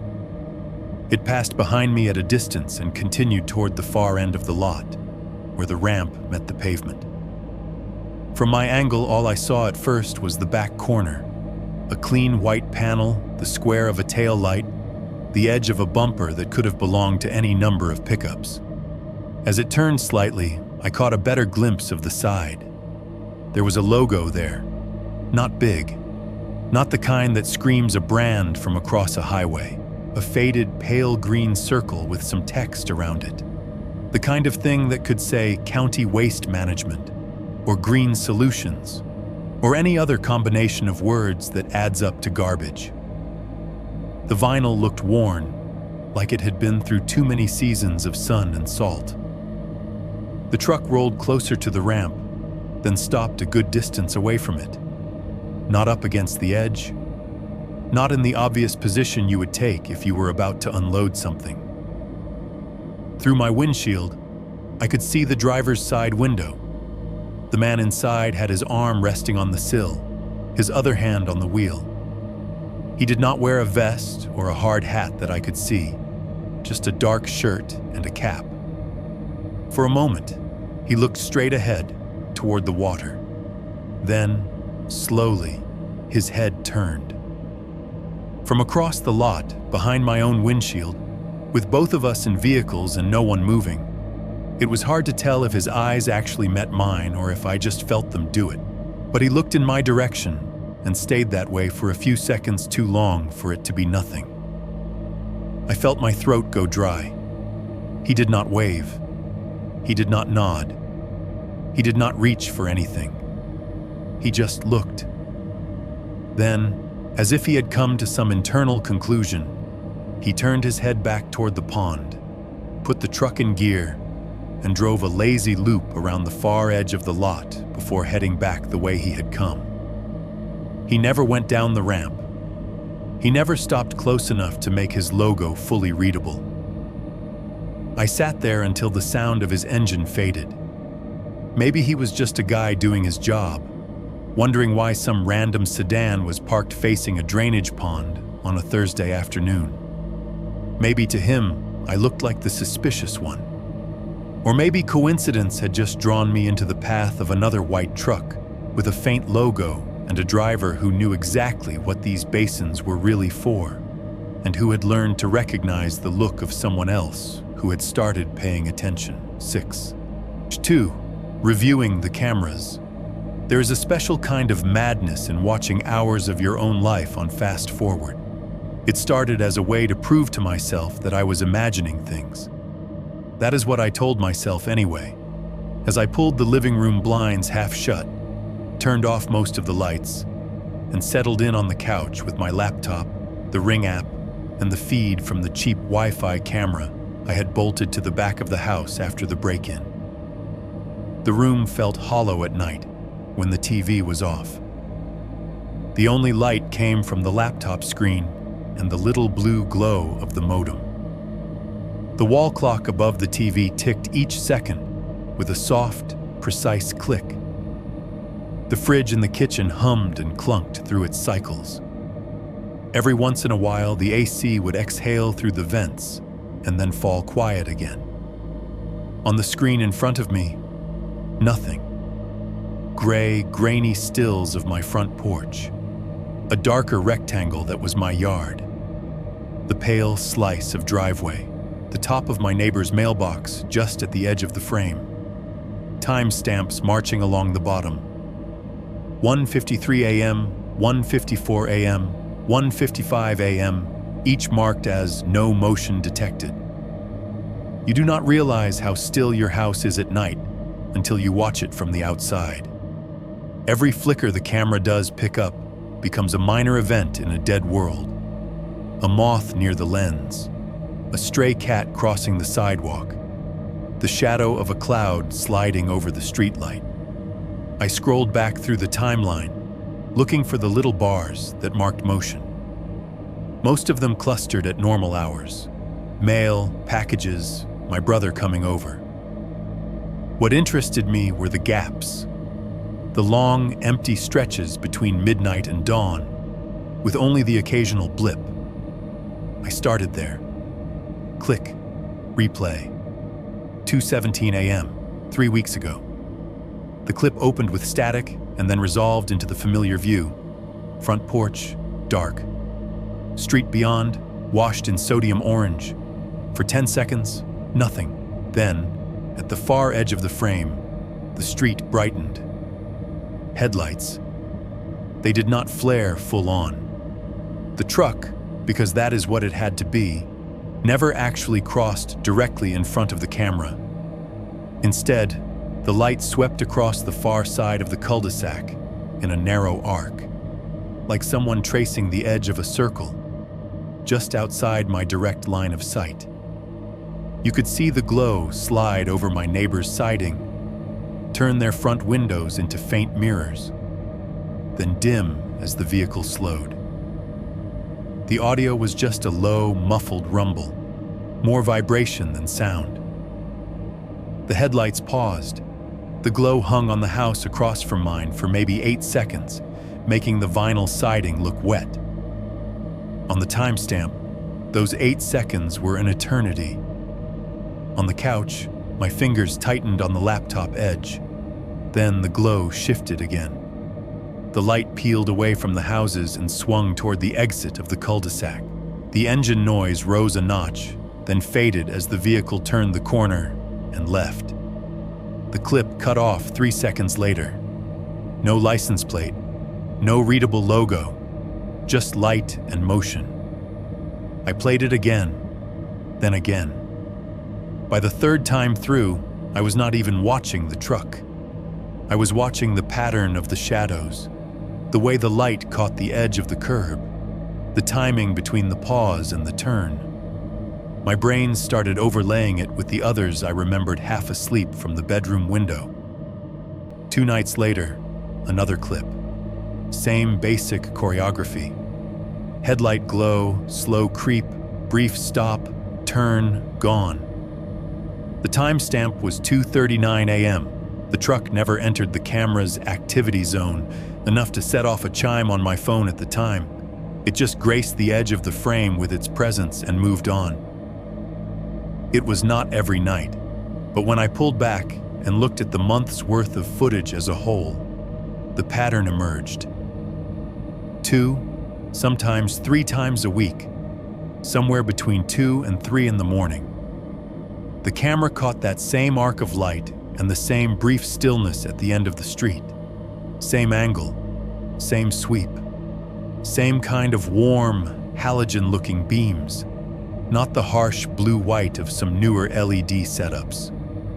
It did not prove it was the same truck, but it made it very easy for my brain to draw the line. It was footage from a rainy night that really got under my skin. The timestamp said 2:11 a.m., 3 nights before I sat on the couch. Outside, the rain had been light enough that I had slept through most of it. Just a whisper against the roof and a soft hiss on the street. The ring's lens had small beads of water on it. They blurred the edges of the image, smeared the streetlights into fuzzy halos. The clip started like the others. Dark, then a bloom of headlights at the far side of the cul-de-sac. The truck, again, mostly off-screen, rolled into the circle and slowed. You could see the reflection of its lights in the wet pavement and the glimmer along the parked cars. This time, the angle of the beams caught something on my own driveway. In the far left corner of the frame, where only the edge of the street and a sliver of the road beyond were usually visible, the light bounced off the side of the vehicle as it turned. For a brief second, the reflection caught what was in its bed. The footage was bad. Low resolution, rain on the lens, compression smearing everything into blocks. But in that blocky mess, I saw a faint shape, a rounded vertical curve of something tall in the truck bed, with a pale band across the top. A cylinder. Maybe 3 of them, side by side. Plastic. Dark. The kind of thing that, if you had seen it in full daylight, might just be storage drums or chemical barrels, or the same kind of barrel I had watched at the pond, rolled down the concrete and tipped toward the water. The clip was only 20 seconds long. The moment with the reflection was less than one of those. I scrubbed back and forth over that half second until my eyes watered, watching the blurry shape of the barrel flare and vanish in the wet shine. Pixels can lie, I told myself. Compression artifacts can turn anything into anything. But once you have seen a barrel in the back of a truck in your head, it is hard to see just rain on the video. I leaned back on the couch, pinched the bridge of my nose until little bursts of static danced behind my eyelids, then opened my eyes and switched to the feed from the back camera. The rear camera was an even cheaper model than the Ring, one of those motion-activated Wi-Fi bricks you buy on sale, screw under the eave, and forget about until an app nags you. I had aimed it roughly at the back fence after the break-in, thinking if anyone came through the trees again, I might at least get a ghost of them. Most of what it had recorded was wildlife. Raccoons waddling along the fence line, a opossum with dead-eyed patience. Once, a deer, its eyes blown white by the infrared, staring directly into the lens like it knew what a camera was. And then there was one clip flagged at 2:14 a.m. on the same rainy night as the barrel reflection. The frame opened on my backyard, washed in monochrome. The rain showed up as diagonal streaks of gray, thin lines slanting across the image. The fence stood dark and solid, the gap where I ducked under it a black notch. Beyond that, just the suggestion of deeper darkness where the trees began. For the first 10 seconds, nothing moved. Then the audio picked something up. Not loud. The mic on that camera is cheap and tinny, more hiss than fidelity. But under the faint static of falling rain and the distant hum of the highway, there was a new texture. A dry, granular crunch. The sound of something heavier than a raccoon moving over loose stone. Gravel. It came in bursts, a few steps, a pause, a few more. Not the quick, nervous skitter of an animal, but measured, human-sized intervals. The kind of cadence you hear when someone is picking their way down a hidden path, putting their feet where they know the ground is solid.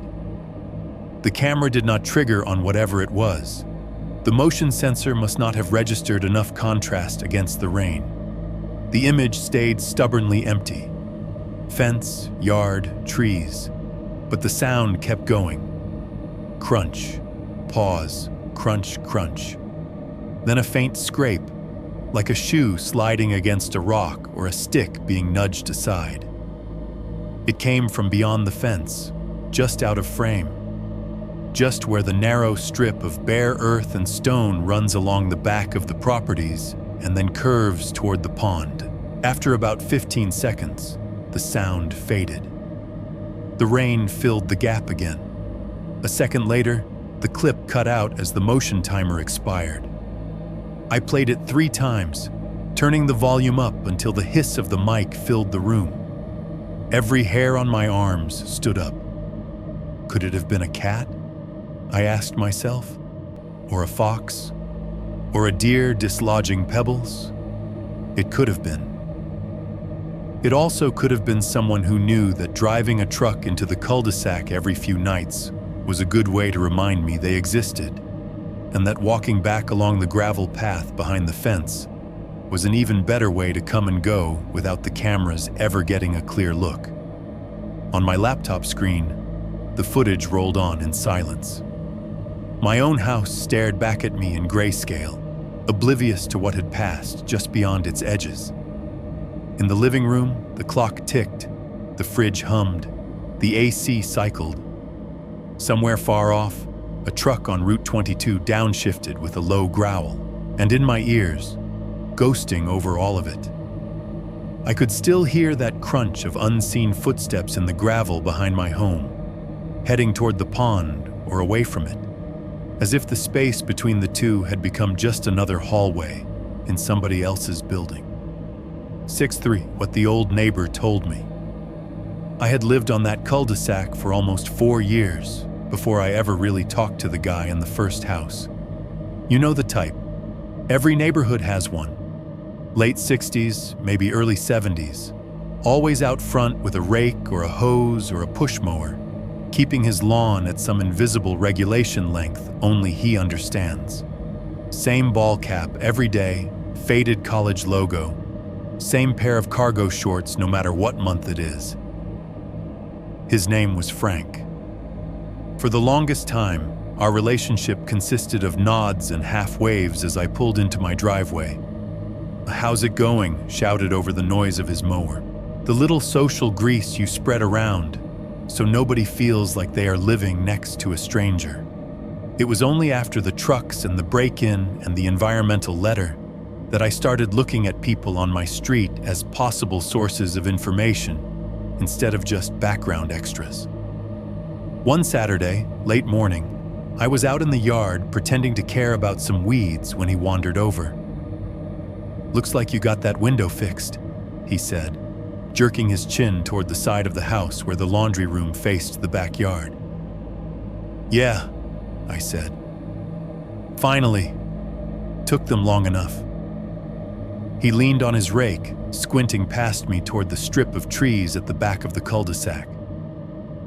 "Cops were here pretty late that night," he added. "Everything all right now?"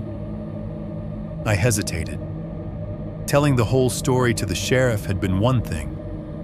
Telling it to my brother was another. Saying it out loud to a neighbor in the middle of a bright, ordinary Saturday felt different, like I was inviting something in. "I had a guy try to come in through the back," I said finally. "They think he's tied to some stuff going on behind the strip mall." Frank let out a low whistle, more out of habit than surprise. He did not look shocked. If anything, he looked tired. "That pond?" he asked. "Yeah," I said. "You know it?" He snorted. "Buddy," he said, "I've been here since before they even put that thing in."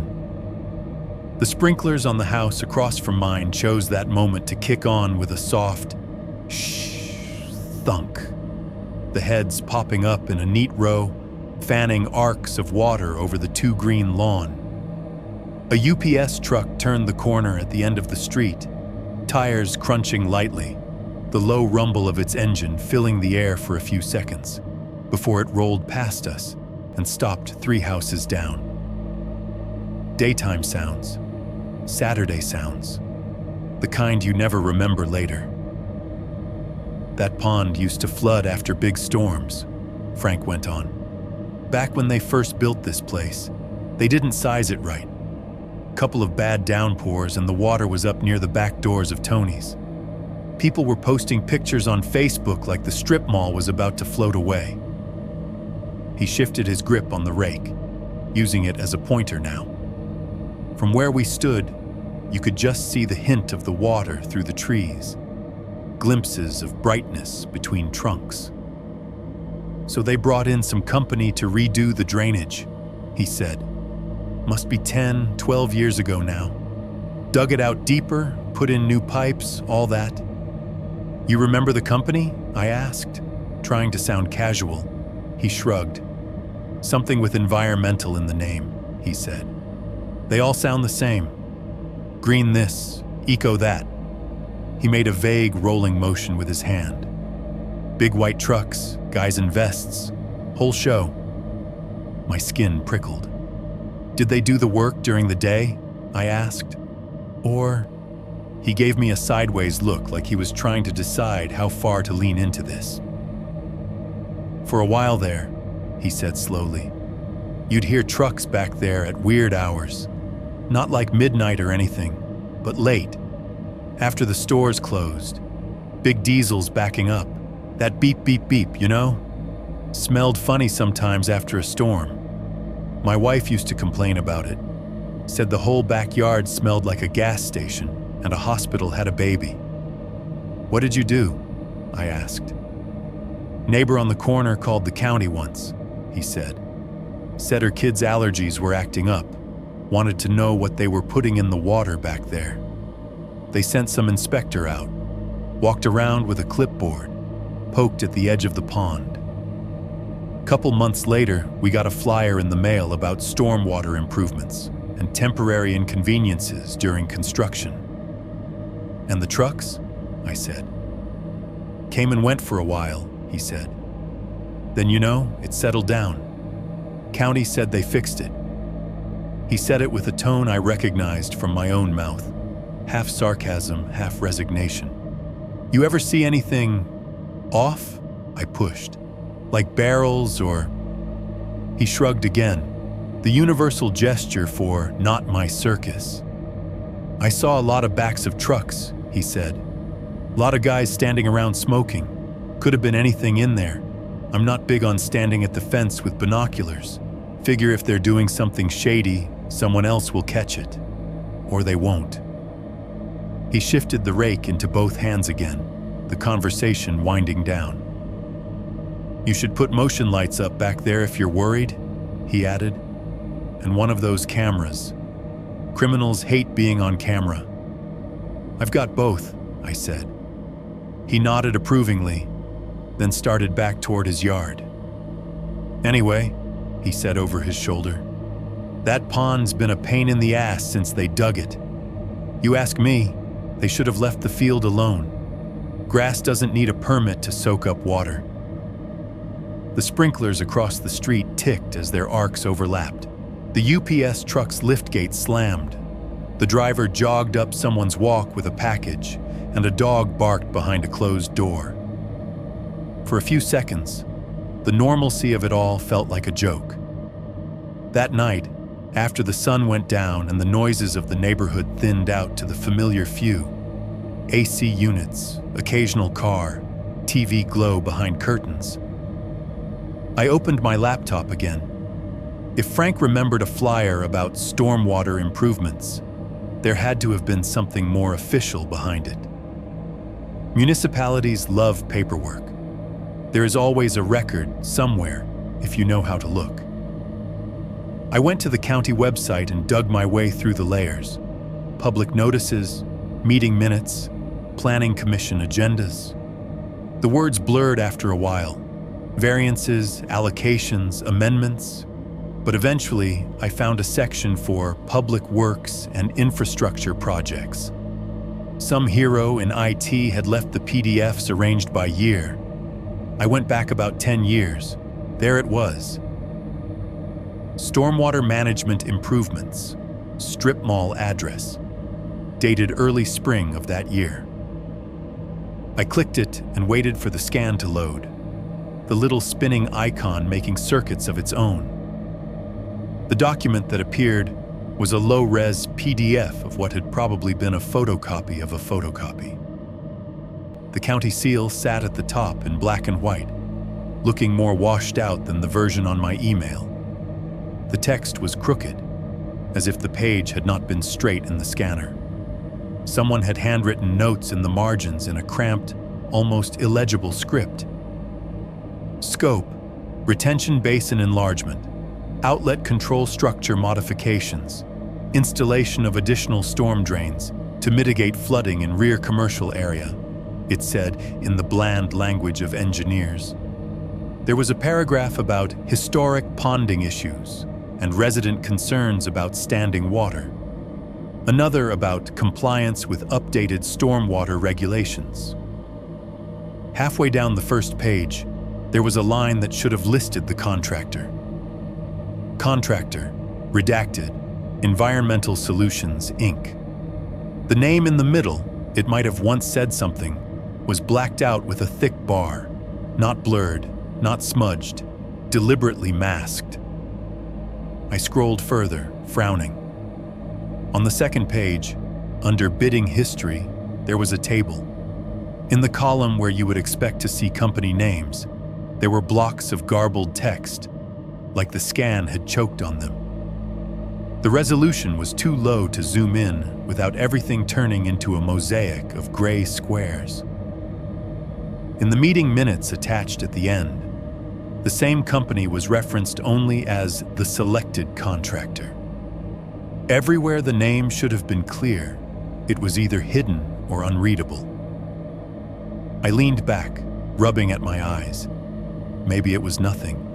Maybe the original had been clean, and this was just a bad scan. Maybe someone had redacted it for some bureaucratic reason long before I ever clicked on it. Maybe the environmental in the old neighbor's memory had overwritten whatever the real company was. But sitting there at my kitchen table, the glow of the laptop bathing the room in cold light, it was hard not to see a pattern. 10 years ago, people had complained about smells and flooding.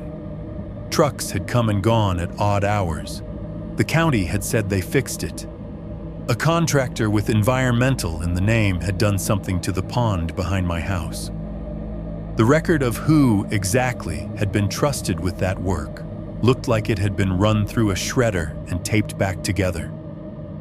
Maybe what I had seen with the barrels was new. A different crew, a different truck, a different side hustle. Or maybe it was just the latest round in a game that had been played behind that strip mall for years. Long enough for the grass to grow back over old tire tracks. Long enough for the neighbor who remembered the first round to shrug and say, "County said they fixed it," and stop asking questions. I closed the laptop. The house made its usual sounds around me. The fridge, the AC, the occasional tick of the settling frame. Somewhere outside, a car rolled past, its tires whispering on asphalt. In the distance, Route 22 sighed. The pond sat where it always had, just beyond the trees. On paper, it was improved, compliant, within baseline. In practice, it felt like a hole someone kept using to bury things they did not want the rest of the town to see. I lay in bed that night staring at the dim rectangle of the ceiling and tried not to think about how many versions of this story there might have been before mine. People who had heard trucks and smelled chemicals and watched their complaints get folded into some PDF about stormwater management, and then slowly forgotten. Maybe I had not stumbled onto something starting. Maybe I had arrived 2 or 3 chapters in. 7.1. Why I am telling this to you and not to them. Right now, as I write this, I am sitting at the same kitchen table where I read the county's email and printed their pretty little clean bill of health. The house is dark except for the light over the stove and the glow from my laptop screen. I never turn on the big overhead anymore at night. It makes the room feel like a stage, and I do not like the idea of anything outside the windows having that clear of a view of me. The refrigerator is doing its usual thing behind me, a low, steady hum with the occasional deeper shudder when the compressor kicks a little harder. Every now and then, the ice maker coughs out a few cubes, and they drop into the bin inside the freezer with a clatter that still makes my shoulders tense, even though I know exactly what it is. The AC is running soft through the vents, just enough to keep the house from getting stuffy. The register under the kitchen window rattles a bit when it first starts, then settles into a constant whisper of cool air. The rest of the house is quiet. No TV, no music, no dishwasher. Just me, the appliances, the clock on the wall, and the clack of these keys as I type. If you are hearing this read to you in a video, then you are the second person to hear the full version of this story. The first is the blank text box of this email. I am not sending this to the police. That is probably the thing you are wondering first. Why am I writing this to a horror channel on YouTube and not to the sheriff or the FBI or whatever agency you think handles men dumping barrels behind strip malls? It is not that I have not tried that route. I filed an online report with the county environmental office the night I saw the barrels. I called the non-emergency line when the water department man came to my door. I called 911 when he came back through my laundry room window with a crowbar. I showed deputies the broken glass, the muddy footprint, the tracks in the dirt behind my fence. I walked one of them down to the pond and pointed at the concrete slope where I watched them pour. On paper, I have done exactly what you are supposed to do. And on paper, nothing is wrong. The county says the water is within baseline levels for a facility of this type. The test did not show anything that would trigger emergency remediation. The letter from Environmental Services is polite and vague, and might as well have been written for anyone who ever called in a complaint about a weird smell. The sheriff's report, as far as I know, says there was a residential break-in where the suspect fled the scene. No shots fired, no injuries, no arrest. That kind of thing happens everywhere, all the time. They told me to upgrade my locks and keep my lights on. The cameras I installed show shadows and headlights and blurry shapes that could be barrels or could be rain on a cheap lens. The clip from the backyard has audio that might be a man walking on gravel or might be a raccoon kicking rocks. Nothing you could take into a courtroom. On paper, the pond is fine. The trucks are doing their jobs. And I am just another anxious homeowner who let his imagination run too far ahead of his evidence. So this is me, stepping off paper. I am not asking anyone to fix this for me. I am not sending this to your channel because I think your viewers can solve a crime from their couches. I am not looking for a crusade or a petition or a hashtag. I just need there to be a record somewhere that is not owned by the same people who keep telling me everything is normal. You spend enough time around government websites and official letters, you start to understand that normal is a flexible word. If a certain contamination has been around long enough, it becomes part of the baseline. If something ugly has been happening quietly for 10 years and nobody with the power to care actually cares, it becomes expected for this type of facility. The pond behind my strip mall is normal on paper. It is also the place where I watched two men in unmarked vests pour something thick and metallic smelling into the ground, then follow me home to ask if I lived alone. Both of those things are true, and only one of them shows up in a file. That is why I am writing to you. Horror channels are honest in a way a lot of official systems are not. You do not pretend these stories can all be wrapped up neatly. You do not end with a press conference where someone in a suit says the threat is contained and everyone should remain calm. You let the bad parts sit there.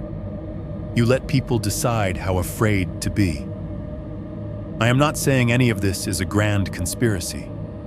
I do not think the entire county is out to get me, or that every truck with a faded logo is part of some shadow organization. I am not asking you, or anyone watching, to start driving around at night, looking for retention ponds like some kind of vigilante. What I am saying is this. I saw something that does not fit into the file they built for it. When I tried to tell them, they trimmed it until it did. So I am telling you instead, whole. There is another reason I am sending this here and not to them, and it is more personal. I have never told my ex-wife the full story. She knows about the break-in in the watered-down version you give someone who lives in another town with your kids. Somebody tried to get in. I scared them off. I got a new window and a security camera. Everything's fine. I told her what she needed to hear to still feel okay letting our son come over some weekends.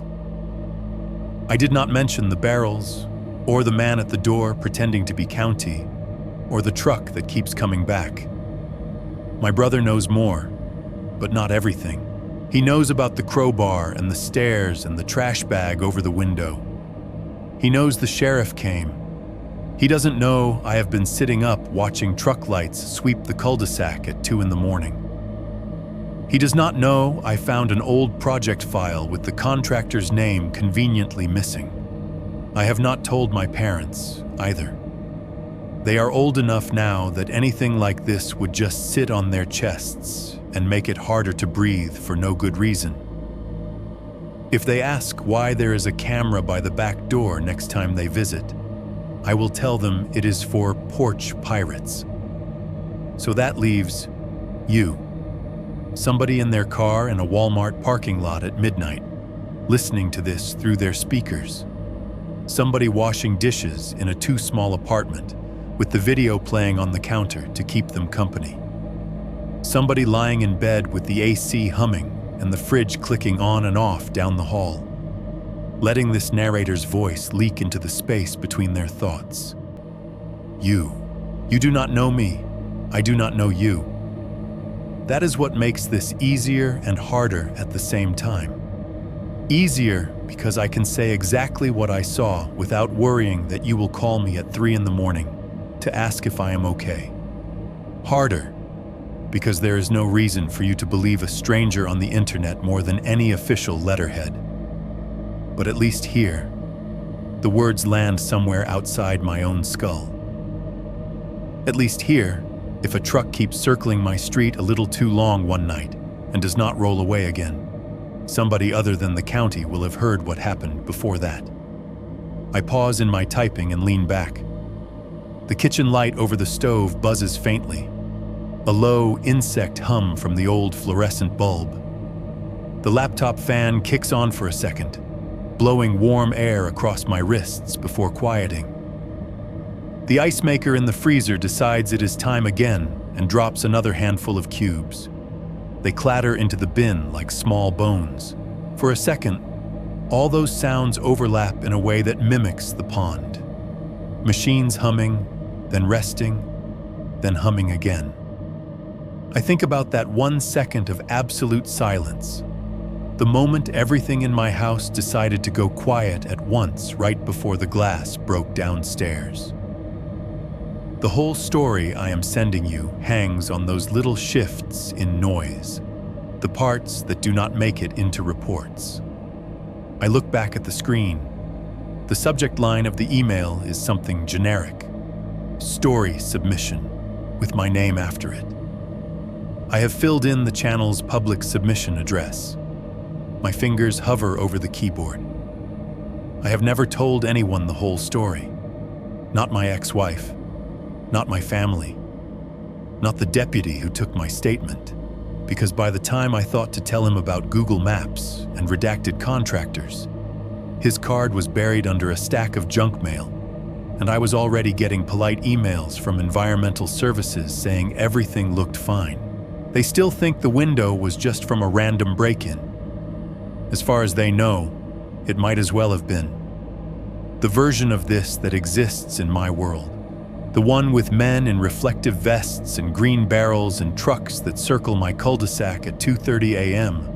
only lives in two places right now. My head, where it eats at me, and this text box, where I am about to send it out into yours. 7.2, the sounds that stay. If you asked me to draw the men from the pond, I would do a bad job. In my head, they are still just shapes in the dark. One tall, one shorter, reflective stripes across shoulders, the suggestion of gloves. If you lined them up with a dozen other guys in work jackets, I am not sure I could pick them out. But if you played me the sounds from that week, even cut into tiny pieces and shuffled, I could tell you exactly where each one belongs. Some things do not stay as images, they stay as noises. The first one that dug in was the sound of the barrel on concrete. It was not a cartoonish clanging. It was something lower, heavier, plastic, not metal. A thick, hollow thump as it hit the slope, then a scraping roll as they guided it down, the ridged bottom grinding over the rough, poured surface. I heard the taller guy curse under his breath when it jerked sideways and slammed into the curb. If I close my eyes, that sound always comes with the smell, the metallic tang in the air, the sweet bleach stink that rode in on the breeze. The pond is a place in my mind, but I could almost strip the picture out entirely and still know I was there just from the barrel rolling and the small grunts of effort as they wrestled it into place. Then there was the glug. I did not realize until that night how loud liquid can be when it should not be where it is. When they tipped the barrel and started scooping whatever was inside out with that plastic dipper, it made this thick, gulping noise each time it poured. Not the watery splash of runoff, not the light trickle of a hose, but a syrupy, sluggish glug-glug as it hit the grass and pushed its way toward the water. Every one of those glugs felt wrong in my bones. Each sound was a proof I did not know how to save. There is no checkbox on the county form for liquid that sounds guilty when it moves. At the house, other sounds took over. The one that hooked itself into that night with the microwave might be the stupidest on paper. It is not dramatic. There is no crime in it. But my brain keeps it filed right up front with the glass breaking and the footsteps on the stairs. I put that frozen dinner in for 4 minutes and stood there with my palms on the edge of the counter, watching the plate turn. The display counted down. 012, 011, 010. The first knock came 3 seconds before the beep. It was polite. 3 solid raps on the door. Not pounding, not frantic. Just enough to say, "I know you're in there." My TV in the living room was talking about a cold front. My own building was humming like it always does at that time of night. Then the microwave hit 0. The sharp, bright beep sliced right between his words when he said County Water Department. It made the whole thing sound like a bad edit. Knock, introduction, beep. The kind of cut you hear in stories that are not real. Every time I think back to that moment, the beep is louder than his voice. Later, when I replay it in my head, I see my own hesitation in that sound. That half second where I still could have chosen to open the door and let him inside. The beep is the line I did not cross, and it rings in my ears louder than any gunshot would have. The stairs gave me their own soundtrack. My house is not old, but the wood on that staircase has settled just enough that certain steps complain when you put weight on them. Second from the bottom, fourth from the top. I know their voices. I used to avoid them when I woke up early so I would not creak my way past my own bedroom. The night he came in, he tried to avoid them too. You could hear the difference. The footsteps starting on the tile in the laundry room, soft, dull thuds, then moving to the base of the stairs. The first step took his weight and sighed. The second one, the one that always squealed if you stepped on it wrong, got a careful half pressure, then nothing.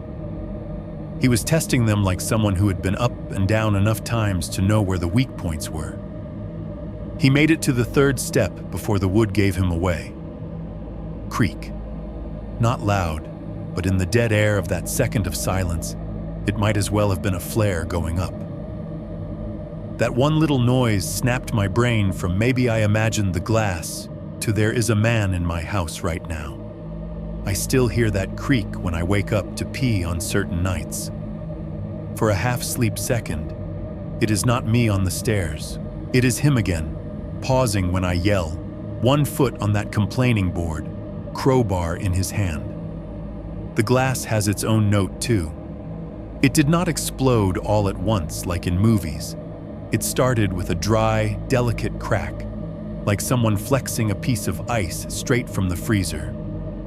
Then a series of tiny ticks as hairline fractures spread through it. Then finally, the trickle of safety glass cubes dropping onto the tile in little waves. If you have never heard your own house losing a piece of itself in the middle of the night, I hope you never do. It sounds like your home swallowing hard.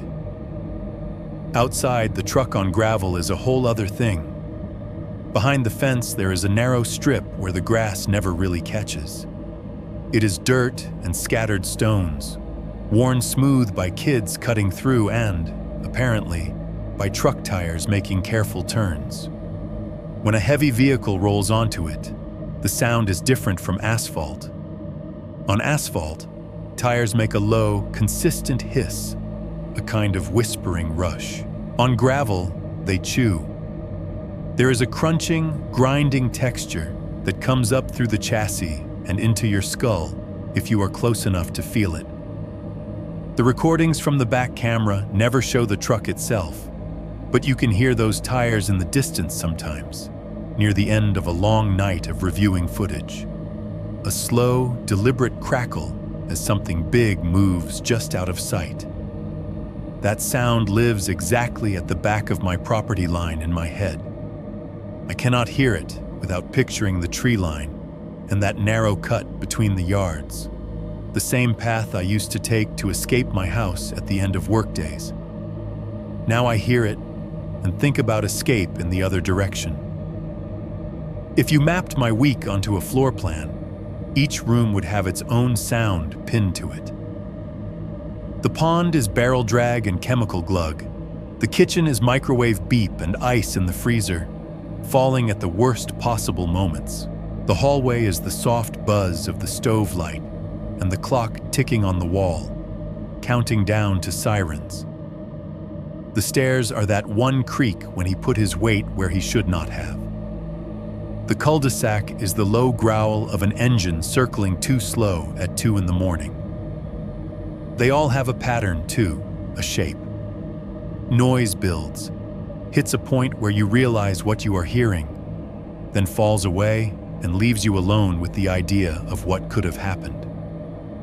I had one of those moments again a few nights ago. It was late, that same thin hour when the world feels like it is running on half power. I was in bed, not really asleep, but not fully awake either. The ceiling fan turned lazily overhead. Somewhere in the distance, a dog barked once and then shut up, like it had been reminded to mind its business. Then, one by one, the house shut down. The AC stopped mid-breath. The refrigerator coasted to a halt, its hum fading. The faint rumble of traffic outside dipped for no good reason. Even the fan seemed to slow. For a full second, maybe 2, there was nothing. Not the comfortable quiet of a library or a Sunday morning. An empty quiet. The kind that feels like the world has ducked under a table and is holding its breath, waiting to see what comes through the door. My heart slammed into that silence like a fist on a locked door. Every sound from that week crowded in at once. Barrel on concrete, glass on tile, footsteps on stairs, crowbar scraping against a doorframe. It was like someone had hit play on all of them at once in my head. Then the AC kicked back on with a heavy exhale. The fridge made a little clunk as it came back into its cycle. A car rolled through on the main road, tires hissing. The noise came back. My pulse came down. The thoughts did not. They just settled lower, like sediment in a pond after you stop stirring the water. Still there, just not in the top inch at that moment. Sometimes when I am half asleep, I hear a car alarm in my dreams. It is always the same tone. 3 short blasts, a pause, 3 more. It could be from the Walmart lot I parked in last week, or from my own street, or from years ago outside some apartment I barely remember now. In the dream, I never know where I am. I just know the sound is wrong for the time of night. Every time I wake up and check the window, the street is empty. No lights, no movement. My car sits where I left it. The Ring app shows nothing but the blank timeline of another quiet hour. It feels in those moments like something is practicing the sounds it needs, just to get them right. 7.3, the last thing I hear before I hit send. It is 12:23 a.m. as I type this sentence. I know that because the digital clock on the microwave over my left shoulder has been stuck in my peripheral vision all night. Its green numbers ticking forward in soft jumps. Every time I look up from the laptop, they are there, floating over the dark glass of the oven door like a little cheap neon sign. The rest of the kitchen is in that half light I have gotten used to. I left the small bulb over the stove on, the one that hums faintly and makes everything look a shade more yellow than it really is. It throws a soft circle over the counter, the sink, the corner where I put my keys. The overheads stay off. The idea of the whole room lit up bright, visible from the street if anyone happened to look in, makes my skin itch. The laptop sits in front of me on the table, its screen the brightest thing in the house. The white of this email's background glows up into my face, reflecting in the half-dirty window above the sink, like a second ghostly version of me is sitting outside, looking in. Behind me, the refrigerator hums its steady, tired tune. It is not loud, but I have become very aware of how often it sings. There is a bass note of compressor, a higher tack-tack-tack, when the fan inside kicks a little harder, and every so often the little mechanical gasp and clatter when the ice maker decides it is time to drop another handful of cubes into the bin. The AC is running low too, a constant breath through the vents that keeps the house from feeling like it is holding that breath instead. The vent near my feet whispers cool air across my legs. Every now and then it rattles quietly in the duct, like the house is clearing its throat. Outside the kitchen window, the streetlight at the end of the cul-de-sac bathes everything in a dull amber. I can see the shapes of the cars parked along the curb, mine in its usual place, the neighbor's pickup, the sedan of the family across from me. Their edges are softened by the glass and the cheap screen, turned into little cardboard cutouts under sodium light. The rest of the neighborhood is a suggestion more than a picture, a rectangle of darker dark where the tree line starts, a dull, far-off glow in the sky where Route 22 is, no movement, no figures. On the laptop screen, the email scrolls up under my fingers. All of it. The pond, the barrels, the man at my door, the crowbar on the stairs, the trucks circling the cul-de-sac. If you have listened this far, you already know the story better than anyone I see in person. I have reached the part where I am supposed to end it. This is the spot in most of the videos where the narrator says something like, "So, what do you think?" Or, let me know in the comments below. That is not really what I want from this. I do not need a verdict. I am not sure there is one to give. I am sitting here, listening to my own house breathe around me, trying to figure out how you actually finish something that has not finished happening yet. Because that is the truth underneath all of this. It has not stopped. The official parts have. The emails have been sent. The reports filed. The deputies have gone back to their other calls. The county has stamped no acute risk on whatever form they use and moved on. But the sounds never really left. Every night, I still hear the AC and the fridge and the occasional distant truck. Some nights, the headlights still sweep lazy arcs across the far end of the cul-de-sac, just far enough that the Ring app does not bother to wake up. Some nights, the back camera still picks up a stray crunch of gravel beyond the fence that could be an animal or could be something with intent. So I sit here at 12:23 a.m., placing all of that in your hands instead of theirs. My fingers pause on the keyboard. Somewhere above me, in the ceiling, the ductwork sighs. The fridge behind me gives a soft clunk as it shifts cycles. The ice maker drops 3 or 4 cubes, and they rattle into the bin like muted hail. The clock on the wall ticks. For a moment, all those sounds blur together into background. I'm about to type the last paragraph, something like a warning, something that makes this feel like more than just a diary entry, when it happens. The house turns itself off. It does not do it with a dramatic click or a surge. It happens the way it did that first time, quietly, as if someone somewhere flipped a switch that was never meant for me to know about. The AC stops mid-exhale. The fridge's hum winds down and stops.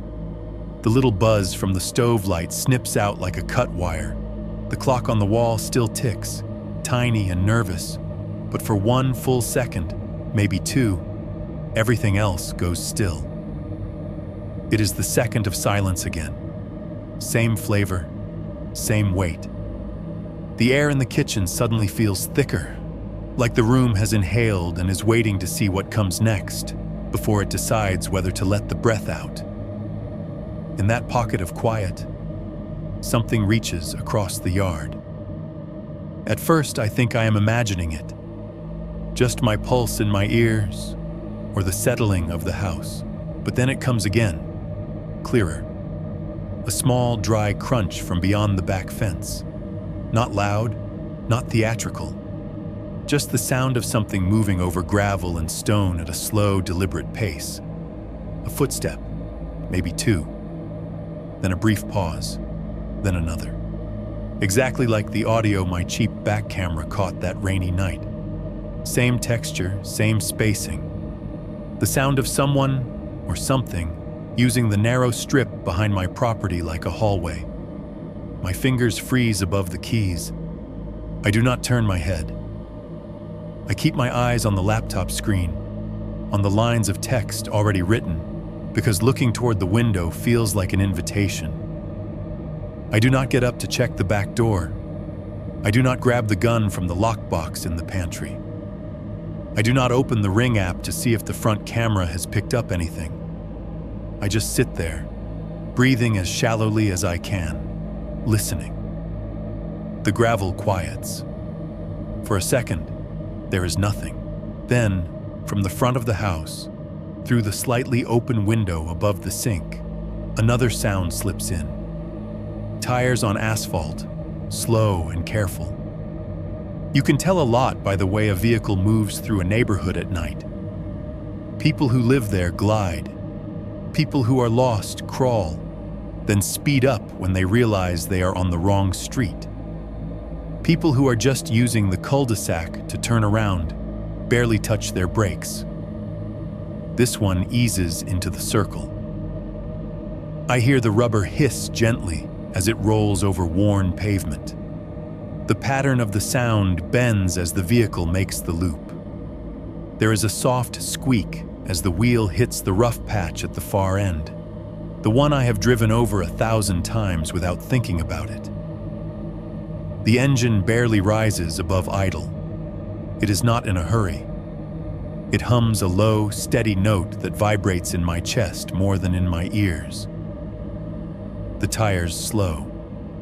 For a few seconds, the sound hangs in front of my house, not directly under the window, not right by the door, but close enough that I can feel the presence of it, like a hand hovering over my shoulder.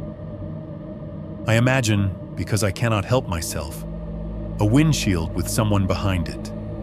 Looking at my lit window, at the faint square of laptop glow bleeding out into the dark. The engine gives a small, thoughtful rev. Then the tires roll again, grinding slowly as they make the last part of the circle. The noise bends away toward the exit of the cul-de-sac. As it turns, I hear the soft rumble go from in front of my house to down the street to around the corner. The sound thins out and disappears into the general hush of the town at night. I never see the truck. I do not stand up to catch the flash of its taillights. I do not crane my neck to catch a logo or a shape in the dark. I do not sprint to the window like I did that second night with the pickup. I stay in the chair, staring at the cursor blinking at the end of the last sentence I wrote, telling myself the same thing I have been telling myself for months now. It could be anybody. It could be nothing. It could be completely innocent. It could also be the same kind of white truck that sat behind my strip mall, with the same kind of barrels in the bed, driven by the same kind of man who asked through my door if I lived alone. The house begins to breathe again. The AC kicks back on with a thump and a rush, the vent at my feet sighing cool air onto my ankles. The fridge restarts its hum, filling in the spaces the engine noise left behind.